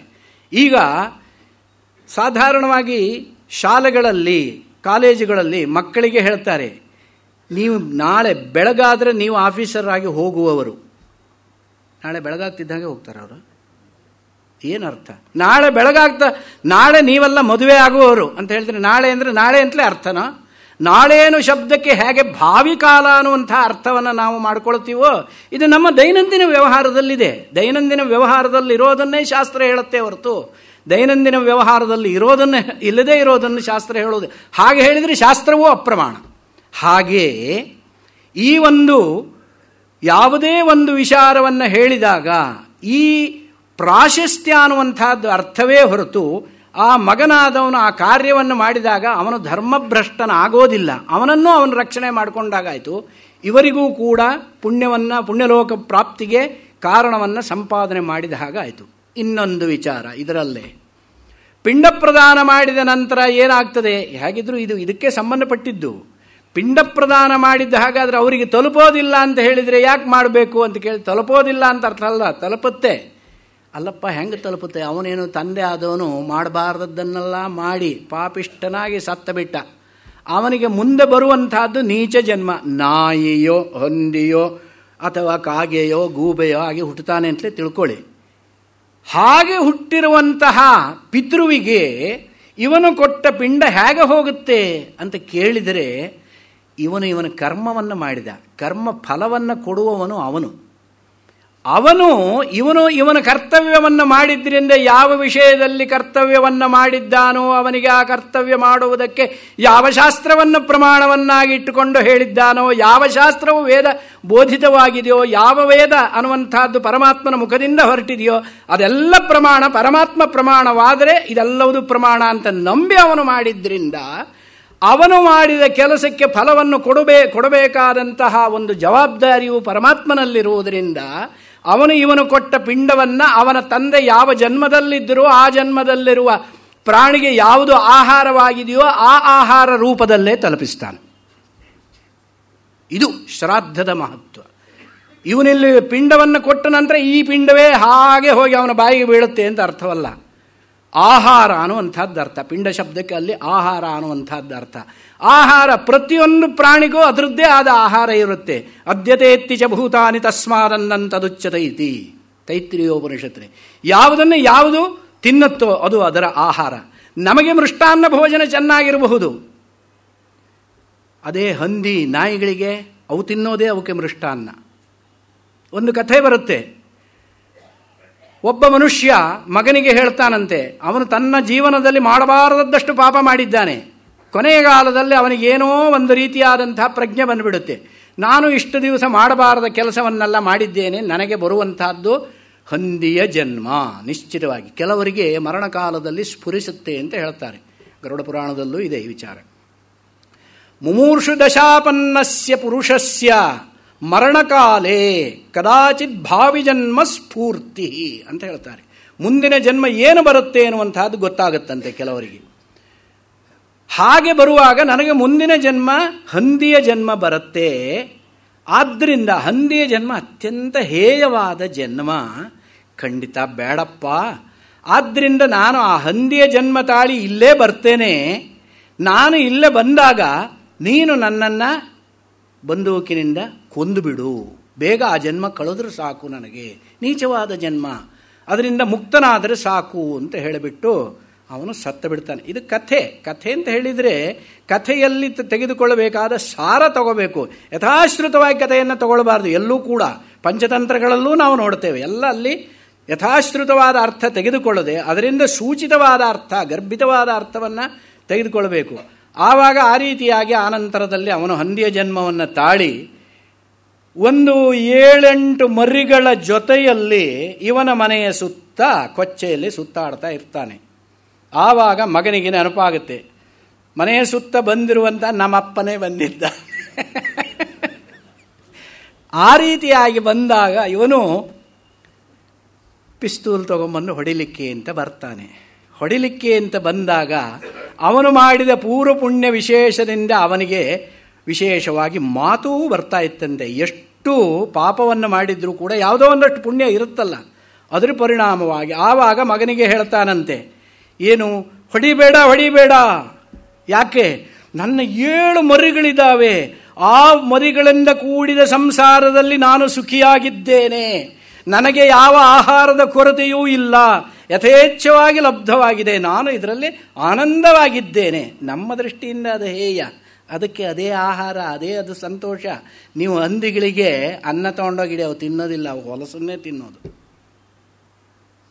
ಹಾಗೆ ಪ್ರತಿಯೊಂದು ಪ್ರಾಣಿಗೂ ಅದರದ್ದೇ ಆದ ಆಹಾರ ಏನಿದೆಯೋ ಆ ಆಹಾರ ಅದಕ್ಕೆ ವಿಶೇಷವಾಗಿ ತಲುಪುವ ರೀತಿಯಲ್ಲಿ ಪರಮಾತ್ಮನ ಒಂದು ವ್ಯವಸ್ಥೆ ಇರುತ್ತೆ.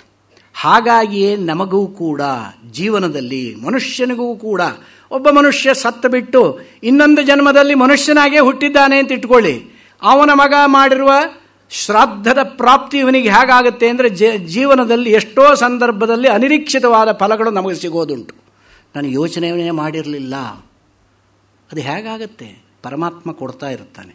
ನಾನು ಯೋಚನೆಯನ್ನೇ ಕನಸಿನಲ್ಲೂ ಯೋಚನೆ ಮಾಡಿರಲಿಲ್ಲ, ಇವತ್ತು ಇಷ್ಟು ಲಾಭ ಆಯಿತು, ಆಯಿತೋ ಇಲ್ವೋ? ಇವೆಲ್ಲ ಆಗುವುದು ಹೇಗೆ? ಇದನ್ನೆಲ್ಲ ಮಾಡುವಂಥವನು ಅಲ್ಲಿ ಕೂತವನು ಫಲದಾತ, ಫಲಮತ ಉಪಪತ್ತೇ ಎನ್ನುವಂಥ ಬಾದರಾಯಣ ಸೂತ್ರದಲ್ಲಿ ಈ ವಿಚಾರವನ್ನು ಬಹಳ ಚೆನ್ನಾಗಿ ಮಾಡಿದ್ದಾರೆ. ಪರಾಯತ್ತಾಧಿಕರಣ ಅನ್ನುವಂಥ ಅಧಿಕರಣದಲ್ಲೂ ಈ ವಿಚಾರವನ್ನು ಬಹಳ ವಿಮರ್ಶೆ ಮಾಡಿದ್ದಾರೆ. ಹಾಗಿರೋದ್ರಿಂದ ಇವೆಲ್ಲವೂ ಕೂಡ ನಾವು ನಮ್ಮ ಆಸ್ತಿಕತೆಯನ್ನು ಮರೆಯದೆ ಕೇವಲ ಇದನ್ನೆಲ್ಲ ಯಾರೋ ಬರೆದು ಬಿಟ್ಟಿದ್ದಾರೆ ಅನ್ನೋ ಅರ್ಥವಲ್ಲ.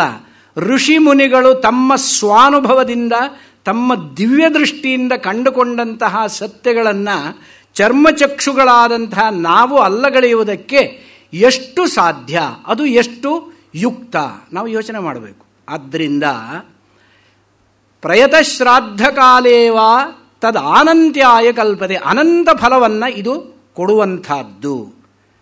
ಆ ರೀತಿಯಾದಂತಹ ಅನಂತ ಫಲವನ್ನು ಕೊಡುವಂತಹ ಈ ಒಂದು ನಚಿಕೇತ ಯಮಸ್ಸಂವಾದ ರೂಪವಾದಂತಹ ಈ ಭಾಗ ಏನಿದೆ, ಮೊದಲನೇ ಅಧ್ಯಾಯ, ಇದು ಪ್ರತಿಯೊಬ್ಬರಿಗೂ ಕೇಳಿದವರಿಗೂ ಹೇಳಿದವರಿಗೂ ಪುಣ್ಯವನ್ನು ತಂದು ಕೊಡುವಂತಹದ್ದು. 5 ದಿವಸದಿಂದ ನೀವು ತುಂಬ ಪುಣ್ಯ ಸಂಪಾದನೆ ಮಾಡಿ ನಿಶ್ಚಿಂತೆಯಾಗಿ ಇವತ್ತು ನಿದ್ದೆ ಮಾಡ್ಬೋದು. ಇವತ್ತು ಈ 5 ದಿವಸ ನೀವು ಏನು ಪಾಪ ಮಾಡಿದ್ರೂ ಕೂಡ ಅದೆಲ್ಲ ಕರಗಿ ಹೋಗಿರುತ್ತೆ, ಅದಷ್ಟು ಪುಣ್ಯ ರೂಪದಲ್ಲಿ ಸಂಚಯವಾಗಿರುತ್ತೆ. ನನಗೂ ಅಷ್ಟೇ ಆಗಿರುತ್ತೆ. ಆದ್ದರಿಂದ ಇಂತಹ ಒಂದು ನಾಚಿಕೇತೋಪಾಖ್ಯಾನ ಅನ್ನುವಂಥದ್ದು ಬಹಳ ಅತ್ಯದ್ಭುತವಾದಂಥ ಉಪಾಖ್ಯಾನ. ಈ ಉಪಾಖ್ಯಾನವನ್ನು ಹೇಳಬೇಕಾದ್ರೆ ಕೇಳಬೇಕಾದ್ರೆ ಎರಡಕ್ಕೂ ಪುಣ್ಯ ಬೇಕು.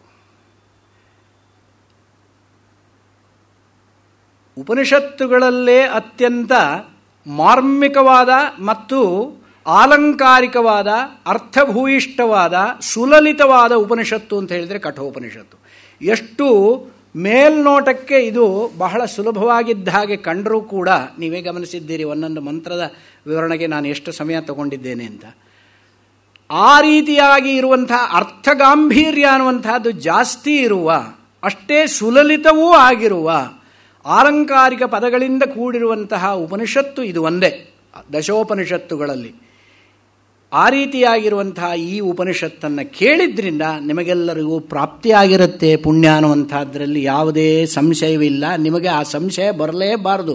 ಅದೇ ಶ್ರದ್ಧೆ, ಅದಕ್ಕೆ ಶ್ರದ್ಧೆ, ಆಸ್ತಿಕ್ಯ ಬುದ್ಧಿ. ಇದು ನಾವು ಹೇಳಿರುವಂತಹದ್ದಲ್ಲ, ಶಾಸ್ತ್ರ ಹೇಳಿರುವಂತಹದ್ದು, ಹಾಗೆ ಋಷಿಮುನಿಗಳು ಹೇಳಿರುವಂತಹ ಮಾತು. ಅದಕ್ಕೆ ಶಾಸ್ತ್ರ ಆಚಾರ್ಯ ಉಪದೇಶ ಜನಿತ ಶಮದಮಾದಿ ಸಂಸ್ಕೃತಂ ಮನಃ ಆತ್ಮದರ್ಶನೇ ಕರಣಂ. ನಿಮ್ಮೆಲ್ಲರಿಗೂ ಕೂಡ ಆ ಅಂತಃಕರಣದಲ್ಲಿ ಆ ಒಂದು ಭಗವಂತನ ಪ್ರಚೋದನೆ ಆಗುವಂತಹದ್ದು ಅಂತಿದ್ರೆ ಶಾಸ್ತ್ರೋಪದೇಶವನ್ನು ಕೇಳುವುದರಿಂದ, ಆಚಾರ್ಯರ ಉಪದೇಶವನ್ನು ಕೇಳುವುದರಿಂದ. ಆಚಾರ್ಯ ಅಂತ ಹೇಳಿದರೆ ಗುರು. ಗುಕಾರಸ್ತ್ವಂಧಕಾರಸ್ಯ ಋಕಾರಸ್ತನ್ನಿವರ್ತಕಃ ತಸ್ಮಾತ್ ಗುರುರಿತಿ ಪ್ರೋಕ್ತಃ ಅಂತ ಹೇಳ್ತಾರೆ. ಗುರು ಶಬ್ದಕ್ಕೆ ಗುಕಾರ ಅಂದರೆ ಅಂಧಕಾರ ಸೂಚಕವಾದದ್ದು, ರು ಅನ್ನುವಂಥದ್ದು ಅಂಧಕಾರ ನಿವರ್ತಕವಾದದ್ದು. ಆದ್ದರಿಂದ ಗುರು ಅಂತ ಹೇಳಿದರೆ ನಮ್ಮ ಅಜ್ಞಾನವನ್ನು ಕಳೆಯುವವನು. ಅಜ್ಞಾನವನ್ನು ಕಳೆಯುವವನು ಹೇಗೆ? ಅವನು ಅಧಿಗತ ತತ್ವ, ತಾನು ತತ್ವವನ್ನು ತಿಳಿದವನು ಇನ್ನೊಬ್ಬರಿಗೆ ತತ್ವ ವಿಷಯವಾಗಿ ಬೋಧನೆ ಮಾಡುವುದಕ್ಕೆ ಅರ್ಹನಾದವನು ಗುರು. ಆ ರೀತಿಯಾದಂತಹ ಗುರುವುಳ್ಳ ಬ್ರಹ್ಮ ಸಂಸತ್ ಅನ್ನುವಂಥದ್ದು ಯಾವುದಿದೆಯೋ ಅಲ್ಲಿ ಇದನ್ನು ಹೇಳಬೇಕು, ಹೆಚ್ಚಿನ ಫಲ ಬರುತ್ತೆ. ಶ್ರಾದ್ದ ಕಾಲದಲ್ಲಿ ಇದನ್ನು ಹೇಳಬೇಕು ಅಂತ ಹೇಳಿಬಿಟ್ಟು ಅಲ್ಲಿಗೆ ಮುಗಿಯಿತು. ಇದು ಮೊದಲನೇ ಅಧ್ಯಾಯ. ಎರಡನೇ ಅಧ್ಯಾಯದ ಆರಂಭವನ್ನು ಹೇಳಿ ಬಿಡ್ತೇನೆ. ಯಾಕೆಂದರೆ ಅದು ಸಾಂಪ್ರದಾಯಿಕ ಪದ್ಧತಿ. ಯಾವುದನ್ನೇ ಆಯಿತು ಮುಗಿಸೋದಕ್ಕಾಗೋದಿಲ್ಲ. ಮುಗಿಸೋದಕ್ಕೆ ನಾವ್ಯಾರು? ಅಷ್ಟು ಸ್ಥಿತಿ ನಮಗೆ ಬಂದಿಲ್ಲ.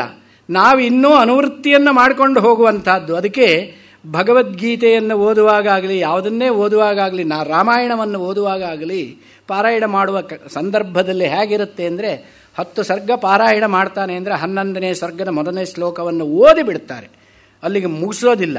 ಇದು ನಿಮ್ಮಲ್ಲಿ ಎಲ್ಲರಲ್ಲೂ ಇರುವಂಥ ಒಂದು ಸಂಸ್ಕೃತಿ. ಅಷ್ಟೇ ಅಲ್ಲ, ಲೌಕಿಕವಾಗಿಯೂ ಇದೆ. ಮನೆ ಕಟ್ತೀರಾ, ಮನೆ ಕಟ್ಟಿರಿ ಆದ ನಂತರ ಮೇಲ್ಗಡೆ ಮತ್ತೆ 2 ಇಟ್ಟಿಗೆ ಇಟ್ಟಿರ್ತಾರೆ. ಯಾಕೆ? ಮುಂದುವರಿಸೋದಕ್ಕೆ ಅಂತ 2 ಇಟ್ಟಿಗೆ ಇಟ್ಟು ಅಲ್ಲಿಗೆ ಅಷ್ಟಕ್ಕೆ ಮುಗಿಸ್ಬಾರ್ದು. ಮುಗೀತು ಅಂತ ಆಗೋದಿಲ್ಲ, ಮುಂದೆ 2 ಇಟ್ಟಿಗೆ, ಯಾಕೆ ಮೇಲೆ ಇನ್ನೊಂದು ಸೆಕೆಂಡ್ ಫ್ಲೋರ್ ಕಟ್ಟಬೇಕು ಅನ್ನೋ ಅರ್ಥದಲ್ಲಿ ಹಾಗಿಟ್ಟು. ಇದು ಲೌಕಿಕವಾಗಿಯೂ ಇರುವಂತಹದ್ದು, ಭಾರತೀಯ ಸಂಸ್ಕೃತಿಯಲ್ಲಿ ಬೆಳೆದು ಬಂದಂಥದ್ದು. ಹಾಗೆ 2ನೇ ಅಧ್ಯಾಯದ ಮೊದಲನೇ ಶ್ಲೋಕ ಮಂತ್ರ, ಪರಾಂಚಿಖಾನಿಂ ವ್ಯತೃಣತ್ ಸ್ವಯಂಭೂಸ್ತಸ್ಮಾತ್ ಪರಾಂಗ್ ಪಶ್ಯತಿ ನಾಂತರಾತ್ಮನ್ ಕಶ್ಚಿದ್ಧೀರ ಪ್ರತ್ಯಗಾತ್ಮಾನಮೈಕ್ಷದ ಆವೃತ್ತ ಚಕ್ಷುರ ಅಮೃತತ್ವಮಿಚ್ಛನ್. ಹಿಂದೆ ಹೇಳಿದ್ದಾರೆ, ಏಷ ಸರ್ವೇಷು ಭೂತೇಷು ಗೂಢೋತ್ಮಾನ್ ಅಪ್ರಕಾಶತೆ. ಎಲ್ಲ ಪ್ರಾಣಿಗಳ ಹೃದಯ ಗುಹೆಯಲ್ಲಿ ಇರುವಂತಹ ಈ ಪರಮಾತ್ಮ ಅಷ್ಟು ಸುಲಭವಾಗಿ ಪ್ರಕಾಶಿತನಾಗೋದಿಲ್ಲ ಅಂತ ಹೇಳಿದರು. ಯಾಕೆ ಪ್ರಕಾಶಿತನಾಗೋದಿಲ್ಲ? ಕಾರಣವೇನು? ಪರಾಂಚಿಖಾನಿ ಅಂದರೆ ಪ್ರಕಾಶಿತನಾಗದೇ ಇರುವುದಕ್ಕೆ ಏನಾದರೂ ಒಂದು ಪ್ರತಿಬಂಧಕ ಇರಬೇಕು ಅಂತ ಅರ್ಥ. ಪ್ರತಿಬಂಧಕ ಅಂತ ಹೇಳಿದರೆ ಹರ್ಡಲ್ ಇದ್ರೆ ತಾನೆ, ಏನಾದರೂ ಒಂದು ಅಡ್ಡಿ ಇರಬೇಕು ಅಂತ ಅರ್ಥ. ಆ ಅಡ್ಡಿ ಯಾವ ರೀತಿಯಾಗಿದೆ? ಪರಾಂಚಿಖಾನಿ ವ್ಯತೃಣತ್ ಸ್ವಯಂಭೂ. ಬ್ರಹ್ಮ ನಮ್ಮನ್ನೆಲ್ಲ ಸೃಷ್ಟಿ ಮಾಡಿರುವಂತಹ ಬ್ರಹ್ಮ ನಮಗೆ ಪಂಚೇಂದ್ರಿಯಗಳನ್ನೇನೋ ಕೊಟ್ಟಿದ್ದಾನೆ. ಪಂಚೇಂದ್ರಿಯಗಳಿಂದ ಜ್ಞಾನವನ್ನೇನೋ ನಾವು ಪಡ್ಕೊಳ್ತೇವೆ. ಯಾವ ಜ್ಞಾನವನ್ನು ಪಡ್ಕೊಳ್ತೇವೆ ಅಂತ ಕೇಳಿದರೆ ವೈಷಯಿಕ ಜ್ಞಾನ, ವಿಷಯ ಸಂಬಂಧಿತವಾದಂತಹ ಜ್ಞಾನ, ಪ್ರಾಪಂಚಿಕ ಜ್ಞಾನ, ಶಬ್ದಸ್ಪರ್ಶ ರೂಪರ ಗಂಧಾದಿಗಳ ಜ್ಞಾನವನ್ನು ಪಡೆಯುವುದಕ್ಕೆ ಆ ಇಂದ್ರಿಯಗಳನ್ನು ಕೊಟ್ಟಿದ್ದಾನೆ. ಪರಾಂಚಿ ಖಾನಿ, ಖಾನಿ ಅಂದರೆ ಇಂದ್ರಿಯಾಣಿ. ಪರಾಂಚಿ ಪರಾಕ್ ಅಂಚಂತಿ ಗಚ್ಚಂತಿ. ಇಲ್ಲಿದೆ ಇಂದ್ರಿಯಗಳೆಲ್ಲ. ನಮ್ಮ ಇಂದ್ರಿಯ ಮುಂದೆ ನೋಡುತ್ತೆ, ಹೌದು ತಾನೆ? ಪರಾಗ್ ಅಂಚಂತಿ, ಮುಂದಕ್ಕೆ ಹೋಗ್ತಾವೆ. ಆತ್ಮ ಇರೋದು ಇಲ್ಲಿ. ಇಲ್ಲಿ ಇರುವ ಆತ್ಮನನ್ನ ಮುಂದೆ ಹೋದ ಇಂದ್ರಿಯಗಳು ಹೇಗೆ ನೋಡ್ಲಿಕ್ಕೆ ಸಾಧ್ಯ? ಆದ್ರಿಂದಲೇ ಇಂದ್ರಿಯ ವೇದ್ಯನಾಗೋದಿಲ್ಲ ಆತ್ಮ, ಇಂದ್ರಿಯಗಳಿಗೆ ಅತೀತನಾದವನು. ಪರಾಂಚಿಖಾನಿ ವ್ಯತೃಣತ್ ಸ್ವಯಂಭೂ ತಸ್ಮಾತ್ ಪರಾಂಗ್ ಪಶ್ಯತಿ ನಾಂತರಾತ್ಮನ್. ಆದ್ರಿಂದಲೇ ಇಂದ್ರಿಯಗಳೆಲ್ಲ ಹೊರಗಿನ ವಿಷಯವನ್ನು ಗ್ರಹಣ ಮಾಡ್ತಾವೆ, ಒಳಗಿರುವಂತಹ ಆತ್ಮನನ್ನು ಗ್ರಹಣ ಮಾಡುವ ಸಾಮರ್ಥ್ಯ ಅವಕ್ಕಿಲ್ಲ. ಹಾಗಾದರೆ ಈ ಇಂದ್ರಿಯಗಳಿದ್ದೇನು ಪ್ರಯೋಜನ? ಇಂದ್ರಿಯಗಳು ಯಾವತ್ತೂ ನಮ್ಮನ್ನು ಅನರ್ಥ ಪರಂಪರೆಗೆ ತೆಗೆದುಕೊಂಡು ಹೋಗುವುದಕ್ಕೆ ಮಾತ್ರ ಇರುವಂತಹದ್ದು. ಅದಕ್ಕಾಗಿಯೇ ಆ ಇಂದ್ರಿಯಗಳನ್ನು ಪರಮಾತ್ಮ ನಮಗೆ ಕೊಟ್ಟಿದ್ದಾನೆ. ಆದರೆ ಅವನ ಈ ಒಂದು ಪ್ರಲೋಭನೆಗೆ ನಾವು ಒಳಗಾಗದೇ ಇದ್ದರೆ ನಾವು ಅನರ್ಥವನ್ನು ಪಡೆಯೋದಿಲ್ಲ. ಹೇಗೆ? ಕಶ್ಚಿದ್ಧೀರ ಪ್ರತ್ಯಗಾತ್ಮಾನಮೈಕ್ಷತ್. ಪ್ರತ್ಯಗಾತ್ಮ ಅಂದರೆ ಇಲ್ಲಿರುವ ಆತ್ಮನಿಗೆ ಪ್ರತ್ಯಗಾತ್ಮ. ಪ್ರತ್ಯಕ್ಷಾಸವು ಆತ್ಮಾಚ ಪ್ರತ್ಯಗಾತ್ಮ ಅಂತ ಹೇಳ್ತೇವೆ. ಪರಾಗ್ ಅಂದರೆ ಹೊರಗೆ ಇರುವಂಥದ್ದು, ಪ್ರತ್ಯಕ್ ಅಂದರೆ ಒಳಗೆ ಇರುವಂಥದ್ದು. ಈ ಆತ್ಮ ಹೊರಗೆ ಹೋದ ಇಂದ್ರಿಯಗಳು ಒಳಗಿರುವ ಆತ್ಮನನ್ನು ಹೇಗೆ ತಿಳ್ಕೊಳ್ಳಿಕ್ಕೆ ಸಾಧ್ಯ? ಆದ್ದರಿಂದ ಇಂದ್ರಿಯ ವೇದ್ಯನಾಗೋದಿಲ್ಲ.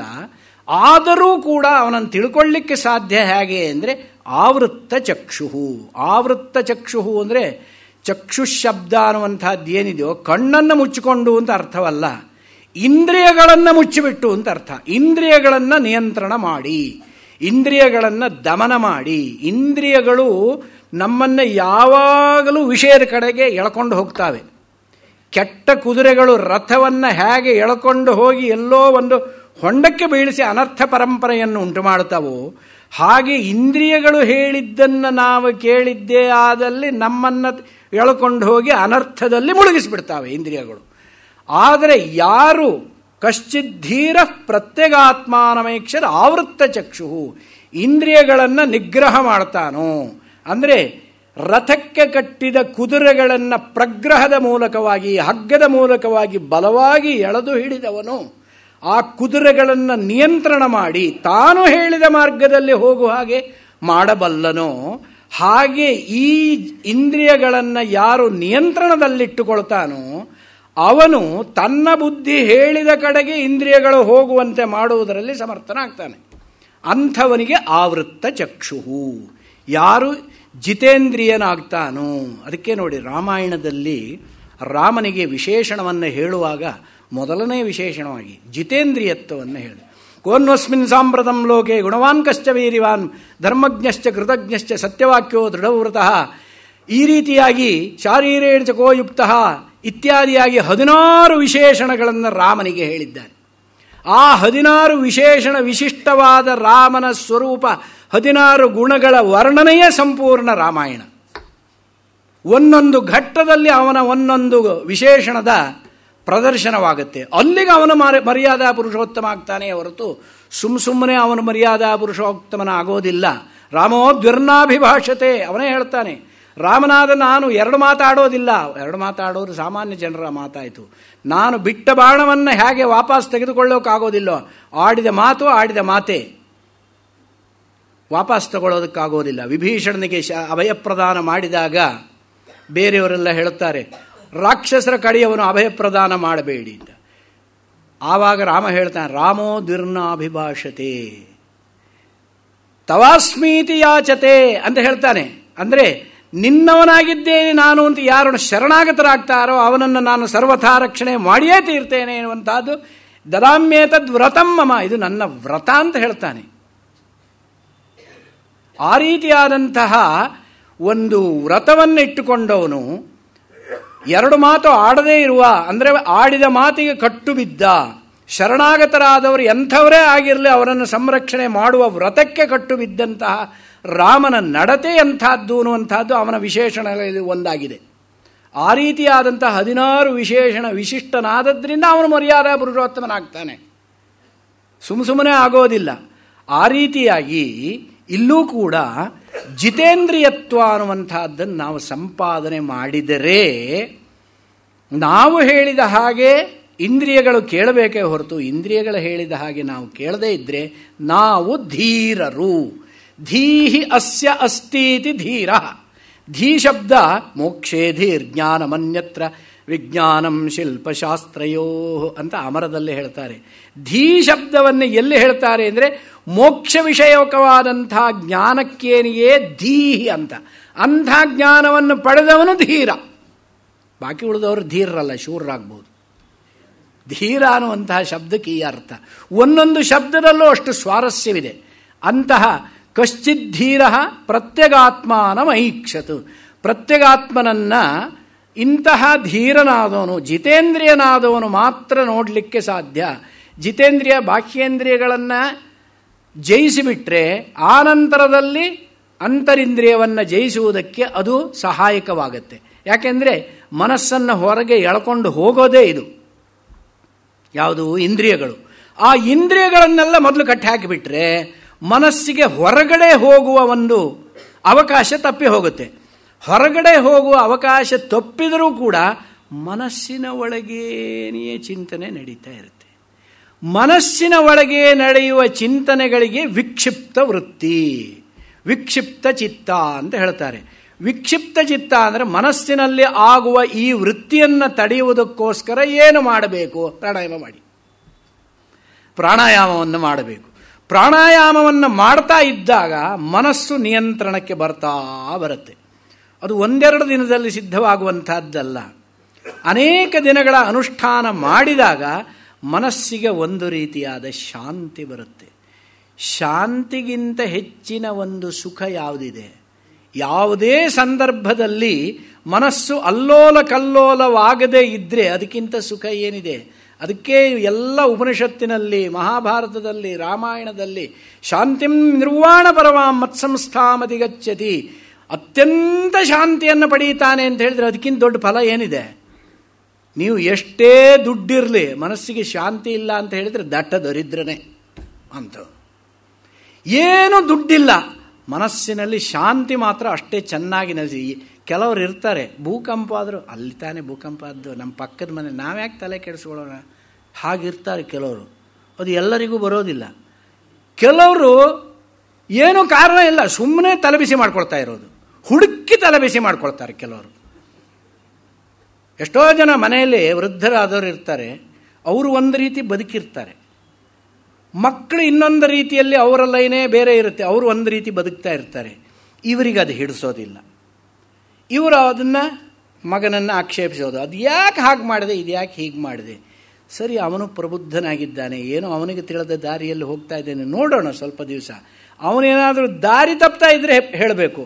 ಇಲ್ಲ, ಕೆಲವರಿಗೆ ಅವನು ಏನು ಮಾಡಿದರೂ ಅದು ಸರಿಯಾಗೋದಿಲ್ಲ, ಅವನು ಹಾಗೆ ಮಾಡಿದ್ದಾನೆ ಅದರಿಂದ ಏನೋ ಅನರ್ಥವಾಗುತ್ತೆ ಅಂತ ಸುಮ್ಮನೆ ಇವ್ರ ಕಲ್ಪನೆ ಮಾಡ್ಕೊಂಡು ತಲೆಬಿಸಿ ಮಾಡ್ಕೊಳ್ಳೋದು. ಕೆಲವರಿಗೆ ಇರುತ್ತೆ ಅದು. ಯಾಕೆಂದರೆ ಜಾತಕ ಫಲ, ಅವರಿಗೆ ಚಂದ್ರ ಎಲ್ಲೋ ಅವರ ಜಾತಕದಲ್ಲಿ ವಿರುದ್ಧ ಸ್ಥಾನದಲ್ಲಿ ಇದ್ದಿರಬಹುದೇನೋ, ಮನಃಕಾರಕನಾದವನು ಚಂದ್ರ. ಆ ಚಂದ್ರ ಎಲ್ಲಾದರೂ ಅವರಿಗೆ ಅನುಕೂಲವಾಗಿಲ್ಲ ಅಂದರೆ ಅವರ ಮನಸ್ಸು ವಿಕ್ಷಿಪ್ತವಾಗಿರುತ್ತೆ. ಆ ವಿಕ್ಷಿಪ್ತ ಚಿತ್ತ ಅನ್ನುವಂಥದ್ದು ಏನಿದ್ರೆ ಒಂದು ಗಳಿಗೆಯೂ ಅವ್ರನ್ನ ನಂಬೋಗಿಲ್ಲ. ಅವ್ರು ಆಡಿರೋ ಮಾತನ್ನು ಕೆಲವರು ನಂಬೋದಿಲ್ಲ. ಅವನು ಹೇಳಿದ್ದ ನಂಬೋದು ಗ್ಯಾರಂಟಿ ಇಲ್ಲ, ಅವನು ಇವತ್ತು ಹಿಂಗೆ ಹೇಳಿದ, ನಾಳೆ ದಿವಸ ಆಗೋದಿಲ್ಲ ಅಂತ ಹೇಳ್ಬಿಡ್ತಾನೆ. ಅದು ಮನಸ್ಸಿನಲ್ಲಿ ಇರುವಂತಹ ವಿಕ್ಷಿಪ್ತ ವೃತ್ತಿ. ಈ ವಿಕ್ಷಿಪ್ತ ವೃತ್ತಿಯಾದಂತಹ ಮನಸ್ಸನ್ನು ನೀವು ತಡೆ ಹಿಡಿಯಬೇಕು ಅಂದರೆ ಎರಡನೇ ಸೋಪಾನ, ಅದಕ್ಕೆ ಪ್ರಾಣಾಯಾಮ ಮಾಡಿ. ಪ್ರಾಣಾಯಾಮ ಮಾಡುವುದರ ಮುಖಾಂತರ ಮನಸ್ಸಿನಲ್ಲಿ ವಿಕ್ಷೇಪ ವೃತ್ತಿಗಳು ಬರದೇ ಇದ್ದರೆ ಹೊರಗಿನ ವಿಷಯಗಳಿಗೆ ಇಂದ್ರಿಯಗಳು ಹೋಗೋದನ್ನು ತಡೆ ಹಿಡಿದಾಯಿತು. ಮನಸ್ಸಿನಲ್ಲಿ ಬರುವ ವಿಕ್ಷೇಪ ವೃತ್ತಿಗಳನ್ನು ನೀವು ಪ್ರಾಣಾಯಾಮ ಧ್ಯಾನಾದಿಗಳ ಮೂಲಕ ಪ್ರಾಣಾಯಾಮ ಮಾಡಿದ್ರಿಂದ ವಿಕ್ಷೇಪ ವೃತ್ತಿಗಳನ್ನು ತಡೆಯುವುದಕ್ಕೆ ಸಾಧ್ಯವಾಯಿತು. ವಿಕ್ಷೇಪ ವೃತ್ತಿಗಳನ್ನು ತಡೆದ ನಂತರ ಧ್ಯಾನ ಮಾಡಬೇಕು. ಕೇವಲ ಅದಷ್ಟೇ ಉದ್ದೇಶವಲ್ಲ, ವಿಕ್ಷೇಪ ವೃತ್ತಿಯನ್ನು ತಡೆದ ನಂತರ ಮಾಡಬೇಕಾದ್ದೇನು? ಧ್ಯಾನ ಮಾಡಬೇಕು. ಧ್ಯಾನ ಮಾಡುವುದರಿಂದ ಏನಾಗುತ್ತೆ? ಮನಸ್ಸು ಬಲಿಷ್ಠವಾಗುತ್ತಾ ಹೋಗುತ್ತೆ. ಆವಾಗ ಆ ಧ್ಯಾನದಿಂದ ಏಕಾಗ್ರತೆ ಬರುತ್ತೆ. ಏಕಾಗ್ರತೆ ಬಂತು ಅಂತ ಹೇಳಿದರೆ ಅವನು ಸಾಧನಾನುಷ್ಠಾನ ಮಾಡುವುದಕ್ಕೆ ಯೋಗ್ಯತೆಯನ್ನು ಪಡೆದ ಅಂತ ಅರ್ಥ. ಆ ರೀತಿಯಾದ ಯೋಗ್ಯತೆಯನ್ನು ಅವನು ಸಂಪಾದನೆ ಮಾಡಿದ್ದೇ ಆದರೆ ಅವನು ಜಿತೇಂದ್ರಿಯ, ಸುಮ್ಮನೆ ಜಿತೇಂದ್ರಿಯ ಆಗೋದಿಲ್ಲ. ಕೇವಲ ಕಣ್ಣು ಮುಚ್ಚಿಕೊಂಡು ಕೂತ್ರೆ ಜಿತೇಂದ್ರಿಯನ ಆಗೋದಿಲ್ಲ. ಕಣ್ಣು ಮುಚ್ಚಿಕೊಂಡು ಕೂತಿರ್ತಾನೆ, ಮನಸ್ಸು ಎಲ್ಲೋ ಹೋಗಿರುತ್ತೆ. ನೀವೇ ನೋಡಿ, ಮನೆಯಲ್ಲಿ ಧ್ಯಾನಕ್ಕೆ ಕೂತಿರ್ತೀರಾ, ಧ್ಯಾನಕ್ಕೆ ಕೂತಾಗ ಬಾಯಲ್ಲೇನೋ ಯಾಂತ್ರಿಕವಾಗಿ ಉಚ್ಚಾರಣೆ ಮಾಡ್ತಾ ಇರ್ತಾರೆ. ಶಾಂತಾಕಾರಂ ಭುಜಗಶಯನಂ ಪದ್ಮನಾಭಂ ಸುರೇಶಂ. ಮನಸ್ಸಿನಲ್ಲೇನೋ ಬ್ಯಾಂಕಿನಲ್ಲಿ ಬ್ಯಾಲೆನ್ಸ್ ಎಷ್ಟಿದೆ, ಸಾಲ ಎಷ್ಟಿದೆ, ಅದನ್ನು ಕೊಡೋದು ಹೇಗೆ, ಇದೇ ಯೋಚನೆ ಆವಾಗಲೇ ಬರಬೇಕೇ. ಇದು ಮನುಷ್ಯನಿಗೆ ಯಾವಾಗ ಮನಸ್ಸನ್ನು ಧ್ಯಾನದಲ್ಲಿ ತೊಡಗಿಸಿಕೊಳ್ತಾನೋ ಆವಾಗಲೇ ಎಲ್ಲ ವೃತ್ತಿಗಳು ಬರೋದು. ಯಾಕೆ? ನಾವು ಪ್ರಾಣಾಯಾಮ ಮಾಡಿಲ್ಲ, ಅದಕ್ಕೋಸ್ಕರವಾಗಿ ಹಿಂಗೆ ಬರುತ್ತೆ. ಪ್ರಾಣಾಯಾಮ ಮಾಡಿ ಈ ಒಂದು ವಿಕ್ಷೇಪ ವೃತ್ತಿಗಳ ಒಂದು ಬಾಧೆ ಇರೋದಿಲ್ಲ. ಅದಕ್ಕೋಸ್ಕರವಾಗಿ ವಿಕ್ಷೇಪ ವೃತ್ತಿಗಳನ್ನು ತಡೆಯುವ ನಿಟ್ಟಿನಲ್ಲಿ ನಮಗೆ ಯೋಗಶಾಸ್ತ್ರ ಸಹಕಾರಿ. ಯೋಗಶಾಸ್ತ್ರವೂ ಕೂಡ ನಮಗೆ ಪೂರಕವೇ. ಶಾಂತೋ ಶಮಾಧಿ ಷಟ್ಕ ಸಂಪತ್ತಿ ಅಂತ ಭಗವತ್ಪಾದರು ಜಿಜ್ಞಾಸುವಾದಂತಹ ಜನ ಯಾರಿರ್ತಾನೋ, ಮುಮುಕ್ಷುವಾದವನು, ಅವನಿಗೆ ನಿತ್ಯಾನಿತ್ಯ ವಸ್ತು ವಿವೇಕ ಇಹಾಮೂತ್ರ ಫಲಭೋಗ ವಿರಾಗ ಶಮಾಧಿ ಷಟ್ಕ ಸಂಪತ್ತಿ. ಶಮ, ದಮ, ಉಪರತಿ, ತಿತಿಕ್ಷಾ, ಶ್ರದ್ಧಾ, ಸಮಾಧಿ, ಈ 6 ಸಾಧನಗಳೇನಿದೆಯೋ 6 ಸಾಧನಗಳು ಕೂಡ ಯೋಗಶಾಸ್ತ್ರಕ್ಕೆ ಸಂಬಂಧಪಟ್ಟವು. ಸೊ ಯೋಗಶಾಸ್ತ್ರ ನಮಗೆ ಪೂರಕವಾದಂತಹ ಶಾಸ್ತ್ರ, ನಮಗೇನು ವಿರುದ್ಧವಾದ ಶಾಸ್ತ್ರವಲ್ಲ. ಯೋಗಶಾಸ್ತ್ರವನ್ನು ಬಿಟ್ಟು ವೇದಾಂತ ಇವಿಲ್ಲ. ಯೋಗಶಾಸ್ತ್ರ ನಮಗೆ ಸೋಪಾನ. ಆ ರೀತಿಯಾದಂತಹ ಯೋಗಶಾಸ್ತ್ರ ಶಾರೀರಿಕ ಸ್ವಾಸ್ಥ್ಯಕ್ಕೆ ಎಷ್ಟು ಸಹಕಾರಿಯೋ ಅದಕ್ಕಿಂತ ಹೆಚ್ಚು ಸಹಕಾರಿ ಮಾನಸಿಕ ಸ್ವಾಸ್ಥ್ಯಕ್ಕೆ. ಆದ್ದರಿಂದ ಯೋಗಶಾಸ್ತ್ರದಿಂದ ಶಾರೀರಿಕ ಸ್ವಾಸ್ಥ್ಯವನ್ನು ಪಡೆದು ಮಾನಸಿಕ ಸ್ವಾಸ್ಥ್ಯದ ಕಡೆಗೆ ಹೋಗಬೇಕಾದರೆ ಪ್ರಾಣಾಯಾಮವನ್ನು ಮಾಡಬೇಕು. ಅದಕ್ಕಾಗಿ ನಮಗೆ ಇರುವಂತಹ ಅನೇಕ ಅವಕಾಶಗಳಲ್ಲಿ ದಿನದಲ್ಲಿ 24 ಗಂಟೆ ಕೊಟ್ಟಿದ್ದಾರೆ ಸಾಧನೆ ಮಾಡಿ ಅಂತ. 24 ಗಂಟೆ ಸಾಧನೆ ಮಾಡೋಕೆ ಯಾರಿಗೂ ಆಗೋದಿಲ್ಲ. 24 ನಿಮಿಷ ಮಾಡಿದರೆ ಸಾಕು. ಎಂದೋ ಒಂದು ದಿವಸ ಸ್ವಲ್ಪ ನಾವು ಮುಂದೆ ಹೋಗ್ತೇವೆ. ಆ ರೀತಿಯಾದಂತಹ ಸಾಧನಾ ಮಾರ್ಗದಲ್ಲಿ ನಾವು ನಮ್ಮನ್ನು ತೊಡಗಿಸಿಕೊಂಡಿದ್ದೇ ಆದಲ್ಲಿ ನಮಗೆ ಉತ್ತಮ ಫಲ ಅಂತೂ ಗ್ಯಾರಂಟಿ. ಅದು ಯಾವ ಫಲ ಅಂತ ಹೇಳೋದಕ್ಕಾಗದೇ ಇದ್ದರೂ ಅವರವರ ಸಾಧನೆಯ ಪರಿಮಾಣದ ಫಲವಾಗಿ ಫಲದ ಪರಿಮಾಣವೂ ಕೂಡ ನಿಶ್ಚಯಿಸಲ್ಪಡುತ್ತೆ ಅವನಿಂದ. ಅದಕ್ಕೋಸ್ಕರವಾಗಿ ಇಂತಹ ಒಂದು ಸುಂದರವಾದಂತಹ ಜನ್ಮವನ್ನು ನಮಗೆ ಕೊಟ್ಟಿದ್ದಾನೆ ಆ ದೇವರು. ಆ ದೇವರು ಕೊಟ್ಟಿರುವಂತಹ ಈ ಜನ್ಮವನ್ನು ನಾವು ಸ್ವಲ್ಪವಾದರೂ ಸಾರ್ಥಕ್ಯ ಮಾಡಿಕೊಳ್ಳುವುದರ ಕಡೆಗೆ ಸ್ವಲ್ಪ ಗಮನ ಹರಿಸೋಣ. ಆ ಹರಿಸುವ ದೃಷ್ಟಿಯಲ್ಲಿ ಭಕ್ತಿ ಮಾರ್ಗವಿದೆ, ಉಪಾಸನಾ ಮಾರ್ಗವಿದೆ, ಕರ್ಮ ಮಾರ್ಗವಿದೆ. ಕರ್ಮ ಮಾರ್ಗ ನಿಷ್ಕಾಮ ಕರ್ಮದಲ್ಲಿ ಆಗಬೇಕೇ ಹೊರತು, ನಾನು ಮೊನ್ನೆ ಹೇಳಿದ ಹಾಗೆ ಯಾವುದೇ ಧಾರ್ಮಿಕ ಅನುಷ್ಠಾನಾದಿಗಳು ಧಾರ್ಮಿಕ ಅನುಷ್ಠಾನದಲ್ಲೇ ಪರ್ಯವಸಾನವಾಗಬಾರದು. ಧಾರ್ಮಿಕ ಅನುಷ್ಠಾನಗಳೆಲ್ಲ ನಮ್ಮನ್ನು ಆಧ್ಯಾತ್ಮಿಕತೆಯ ಕಡೆಗೆ ತೆಗೆದುಕೊಂಡು ಹೋಗುವ ರೀತಿಯಲ್ಲಿದ್ದರೆ ಆ ಧಾರ್ಮಿಕತೆಯ ಅನುಷ್ಠಾನಕ್ಕೆ ಹೆಚ್ಚಿನ ಪ್ರಾಶಸ್ತ್ಯ. ಅದಿಲ್ಲದೆ ಹೋದರೆ ಅನಿತ್ಯವಾದ ಫಲವನ್ನೇ ಪಡೆಯುವುದರ ಕಡೆಗೆ ನಮ್ಮ ದೃಷ್ಟಿ ಇದ್ದು ಆ ರೀತಿಯಾದ ಧಾರ್ಮಿಕ ಅನುಷ್ಠಾನ ಮಾಡಿದರೆ ನಮ್ಮನ್ನು ನಾವು ಮತ್ತೆ ಮತ್ತೆ ರೇಷ್ಮೆ ಹುಳು ಬಂಧಿಸಿಕೊಂಡ ಹಾಗೆ ನಾವು ಬಂಧಿಸಿಕೊಂಡ ಹಾಗೆ ಆಗುತ್ತೆ. ನಾವು ಇದೇ ಸಂಸಾರದಲ್ಲಿ ತೊಳಲಾಡ್ತಾ ಇರಬೇಕಾಗುತ್ತೆ. ಆದ್ದರಿಂದ ಯಾರೇ ಏನೇ ಮಾಡಿದ್ರು ದೇವಸ್ಥಾನಕ್ಕೆ ಹೋದರೆ ದೇವ ಮಂದಿರದಲ್ಲಿ ನೀವು ಅರ್ಚನಾದಿಗಳ ಸೇವೆಗಳನ್ನು ಮಾಡಿಸ್ತೀರಿ, ದಯಮಾಡಿ ಇಂಥ ಫಲವಾಗಲಿ ಎನ್ನುವ ದೃಷ್ಟಿಯಲ್ಲಿ ಮಾಡಬೇಡಿ. ಪರಮೇಶ್ವರನ ಪ್ರೀತಿಗಾಗಿ ನಾನು ಮಾಡ್ತಾ ಇದ್ದೇನೆ ಅಂತ ಹೇಳಿ ಅವನ ಅಕೌಂಟಲ್ಲಿ ಬರ್ಕೊಂಡಿರ್ತಾನೆ ನಿಮ್ಮ ಹೆಸರು ಅವನಿಗೆ ಗೊತ್ತಿಲ್ಲದ್ದೇನೆಲ್ಲ, ಅದನ್ನೇನು ಹೇಳಬೇಕಾಗಿಲ್ಲ. ಹೆಸರು ಗೋತ್ರ ಸೃಷ್ಟಿ ಮಾಡಿದವನಿಗೆ ನಿಮ್ಮ ಗೋತ್ರ ಗೊತ್ತಿಲ್ವೇ, ನಿಮ್ಮ ಹೆಸರು ಗೊತ್ತಿರಲ್ವೇ, ಎಲ್ಲದೂ ಗೊತ್ತಿರುತ್ತೆ. ಆ ಹೆಸರು ಯಾಕೆ ಬರೆಸಬೇಕು? ಪರಮಾತ್ಮ ಪ್ರೀತಿಗಾಗಿ ನಾನು ಏನೋ ಒಂದು ಸೇವೆ ಮಾಡ್ತಾ ಇದ್ದೀನಿ, ನನಗೆ ಮಾಡೋಕ್ಕಾಗೋದಿಲ್ಲ, ಅರ್ಚಕರ ಮುಖಾಂತರ ಮಾಡಿಸ್ತಾ ಇದ್ದೇನೆ, ನಾನು ಮಾಡೋದು ಮನೆಯಲ್ಲಿ ಮಾಡ್ಕೊಳ್ತೇನೆ. ಆ ರೀತಿಯಾಗಿ ಮಾಡಿದರೆ ಅದಕ್ಕೆ ನೀವು ಫಲವನ್ನು ಬಯಸದೇ ಇದ್ದರೆ ಅವನು ಫಲವನ್ನು ಕೊಟ್ಟೇ ಕೊಡ್ತಾನೆ. ನೀವು ಬಯಸುವ ಫಲಕ್ಕಿಂತ ಹೆಚ್ಚಿನ ಫಲ ಅವನು ಕೊಡ್ತಾನೆ. ಯಾವತ್ತೂ ನಾವು ಫಲವನ್ನು ಕಾಮನೆ ಮಾಡದೇ ಇದ್ದಾಗ ಸ್ವಾಮಿ ಆದವನು ಹೆಚ್ಚಿನ ಫಲ ಕೊಡ್ತಾನೆ. ನಮ್ಮ ಒಂದು ವಿಷಯದಲ್ಲಿ ಅವನು ಬರ್ಕೊಳ್ತಾ ಇರ್ತಾನೆ ಅಷ್ಟು. ಅವನ ಇದರಲ್ಲಿ ಸೂಪರ್ ಕಂಪ್ಯೂಟರಲ್ಲಿ ಎಲ್ಲ ಸೇವ್ ಆಗಿರುತ್ತೆ. ಅದು ಸಮಯದಲ್ಲಿ ಅವನು ಕೊಡ್ತಾನೆ. ಆ ರೀತಿ ನಿರ್ಣಯ ಮಾಡುವಂಥವನು ಪರಮಾತ್ಮ ಇರೋದರಿಂದ ಆ ನಿಟ್ಟಿನಲ್ಲಿ ನಾವೆಲ್ಲ ಪ್ರಯತ್ನ ಪಡೋಣ ಅಂತ ಹೇಳ್ತಾ, ಈ ಒಂದು 5 ದಿವಸ ನನ್ನ ಉಪನ್ಯಾಸ ನಿಮ್ಮೆಲ್ಲರಿಗೂ ಎಷ್ಟು ತೃಪ್ತಿ ಕೊಟ್ಟಿದೆಯೋ ಇಲ್ಲವೋ ಅನ್ನುವಂಥದ್ದು ನನಗೆ ಗೊತ್ತಿಲ್ಲ. ಆದರೂ ಕೂಡ ನಾನು ನನ್ನ ಬಾಯಿಯಿಂದ ಆ ಶಾರದಾ ಮಾತೆ ಏನು ಆಡಿಸಿದ್ದಾಳೆ, ಆಕೆಯ ಮಾತಿನ ಒಂದು ವೈಖರಿ ರೂಪ ಏನಿದೆಯೋ ಅದು ನನ್ನ ಬಾಯಿಂದ ಈಚೆಗೆ ಬಂದಿದೆ. ಅದನ್ನು ಸಹೃದಯರಾದಂಥ ತಾವೆಲ್ಲ ಪ್ರಾಮಾಣಿಕ ಬುದ್ಧಿಯಿಂದ ಗ್ರಾಹ್ಯವಾದದ್ದನ್ನು ಮಾತ್ರ ಸ್ವೀಕರಿಸಬೇಕು ಅಂತ ಹೇಳ್ತಾ, ಈ ಒಂದು ಅವಕಾಶವನ್ನು ಕೊಟ್ಟಿರುವಂತಹ ಸುಂದರವಾದ ಸಭಾಂಗಣದಲ್ಲಿ ಮಹನೀಯರೆಲ್ಲ ವಿರಾಜಿಸ್ತಾ ಇದ್ದಾಗ ಹೇಳುವುದಕ್ಕೆ ನಮಗೂ ಉತ್ಸಾಹ ಬರುತ್ತೆ. ಶ್ರೋತೃಗಳಿದ್ದಾಗ ವಕ್ತೃವಿಗೆ ಉತ್ಸಾಹ ಬರುತ್ತೆ ಕೇಳುವವರಿದ್ದಾಗ. ಎಲ್ಲ ಕೇಳುವವರು ಪ್ರತಿನಿತ್ಯ ನಾನು ಗಮನಿಸ್ತಾ ಇದ್ದೇನೆ. ಉಪನ್ಯಾಸವಾದ ನಂತರ ಆನಂತರದಲ್ಲಿ ಬಂದು ಎಷ್ಟೋ ಜನ ಅವರವರು ಕೇಳುವ ಪ್ರಶ್ನೆಗಳಿಂದ ಅವರು ಎಷ್ಟು ಗ್ರಹಿಸಿದ್ದಾರೆ, ಎಷ್ಟು ಜಿಜ್ಞಾಸುಗಳಾಗಿದ್ದಾರೆ, ಎಷ್ಟು ಪಾಂಡಿತ್ಯ ಪರಿಪೂರ್ಣರಾಗಿದ್ದಾರೆ ಎನ್ನುವಂತಹದ್ದು ನನಗೂ ಗೊತ್ತಾಗ್ತಾ ಇದೆ. ಹಾಗಾಗಿ ಒಂದೊಂದು ಸಾರಿ ಮಾತನಾಡಬೇಕು ಅಂದರೂ ನಾವು ಸರಿಯಾಗಿ ಯೋಚನೆ ಮಾಡಬೇಕು. ಅಂತಹ ಬ್ರಹ್ಮ ಸಂಸತ್ ಅಂತ ಹೇಳಿದ ಹಾಗೆ ಇಲ್ಲೂ ಜ್ಞಾನಿಗಳ ಒಂದು ಸಂಸತ್ತೇ ಇದು. ಈ ಒಂದು ಸಂಸತ್ತಿನಲ್ಲಿ ನನಗೆ ಒಂದು ಮಾತನಾಡುವ ಅವಕಾಶವನ್ನು ಕಲ್ಪಿಸಿಕೊಟ್ಟಂತಹ ಗೋಖಲೆ ಸಾರ್ವಜನಿಕ ಸಂಸ್ಥೆಯ ಎಲ್ಲ ಪದಾಧಿಕಾರಿಗಳಿಗೂ ಕೂಡ ನನ್ನ ಕೃತಜ್ಞತೆಯನ್ನು ಸಲ್ಲಿಸ್ತಾ, ಕೇಳಿದ ತಮಗೆಲ್ಲ ಆಸ್ತಿಕ ಬಾಂಧವರಿಗೂ ಕೂಡ ಮತ್ತೊಮ್ಮೆ ನನ್ನ ಅಭಿವಂದನಾಪೂರ್ವಕ ಅಭಿನಂದನೆಯನ್ನು ಸಲ್ಲಿಸ್ತಾ, ಕಾರ್ತಜ್ಞವನ್ನು ಆವಿಷ್ಕಾರ ಮಾಡ್ತಾ ಇಂದಿನ ಉಪನ್ಯಾಸಕ್ಕೆ ಮಂಗಳ ಹಾಡ್ತಾ ಇದ್ದೇನೆ. ಸರ್ವಮಂಗಲ ಮಾಂಗಲ್ಯೆ ಶಿವೆ ಸರ್ವಾರ್ಥ ಸಾಧಿಕೆ ಶರಣ್ಯೇ ತ್ರ್ಯಂಬಕೆ ಗೌರಿ ನಾರಾಯಣಿ ನಮೋಸ್ತುತೆ.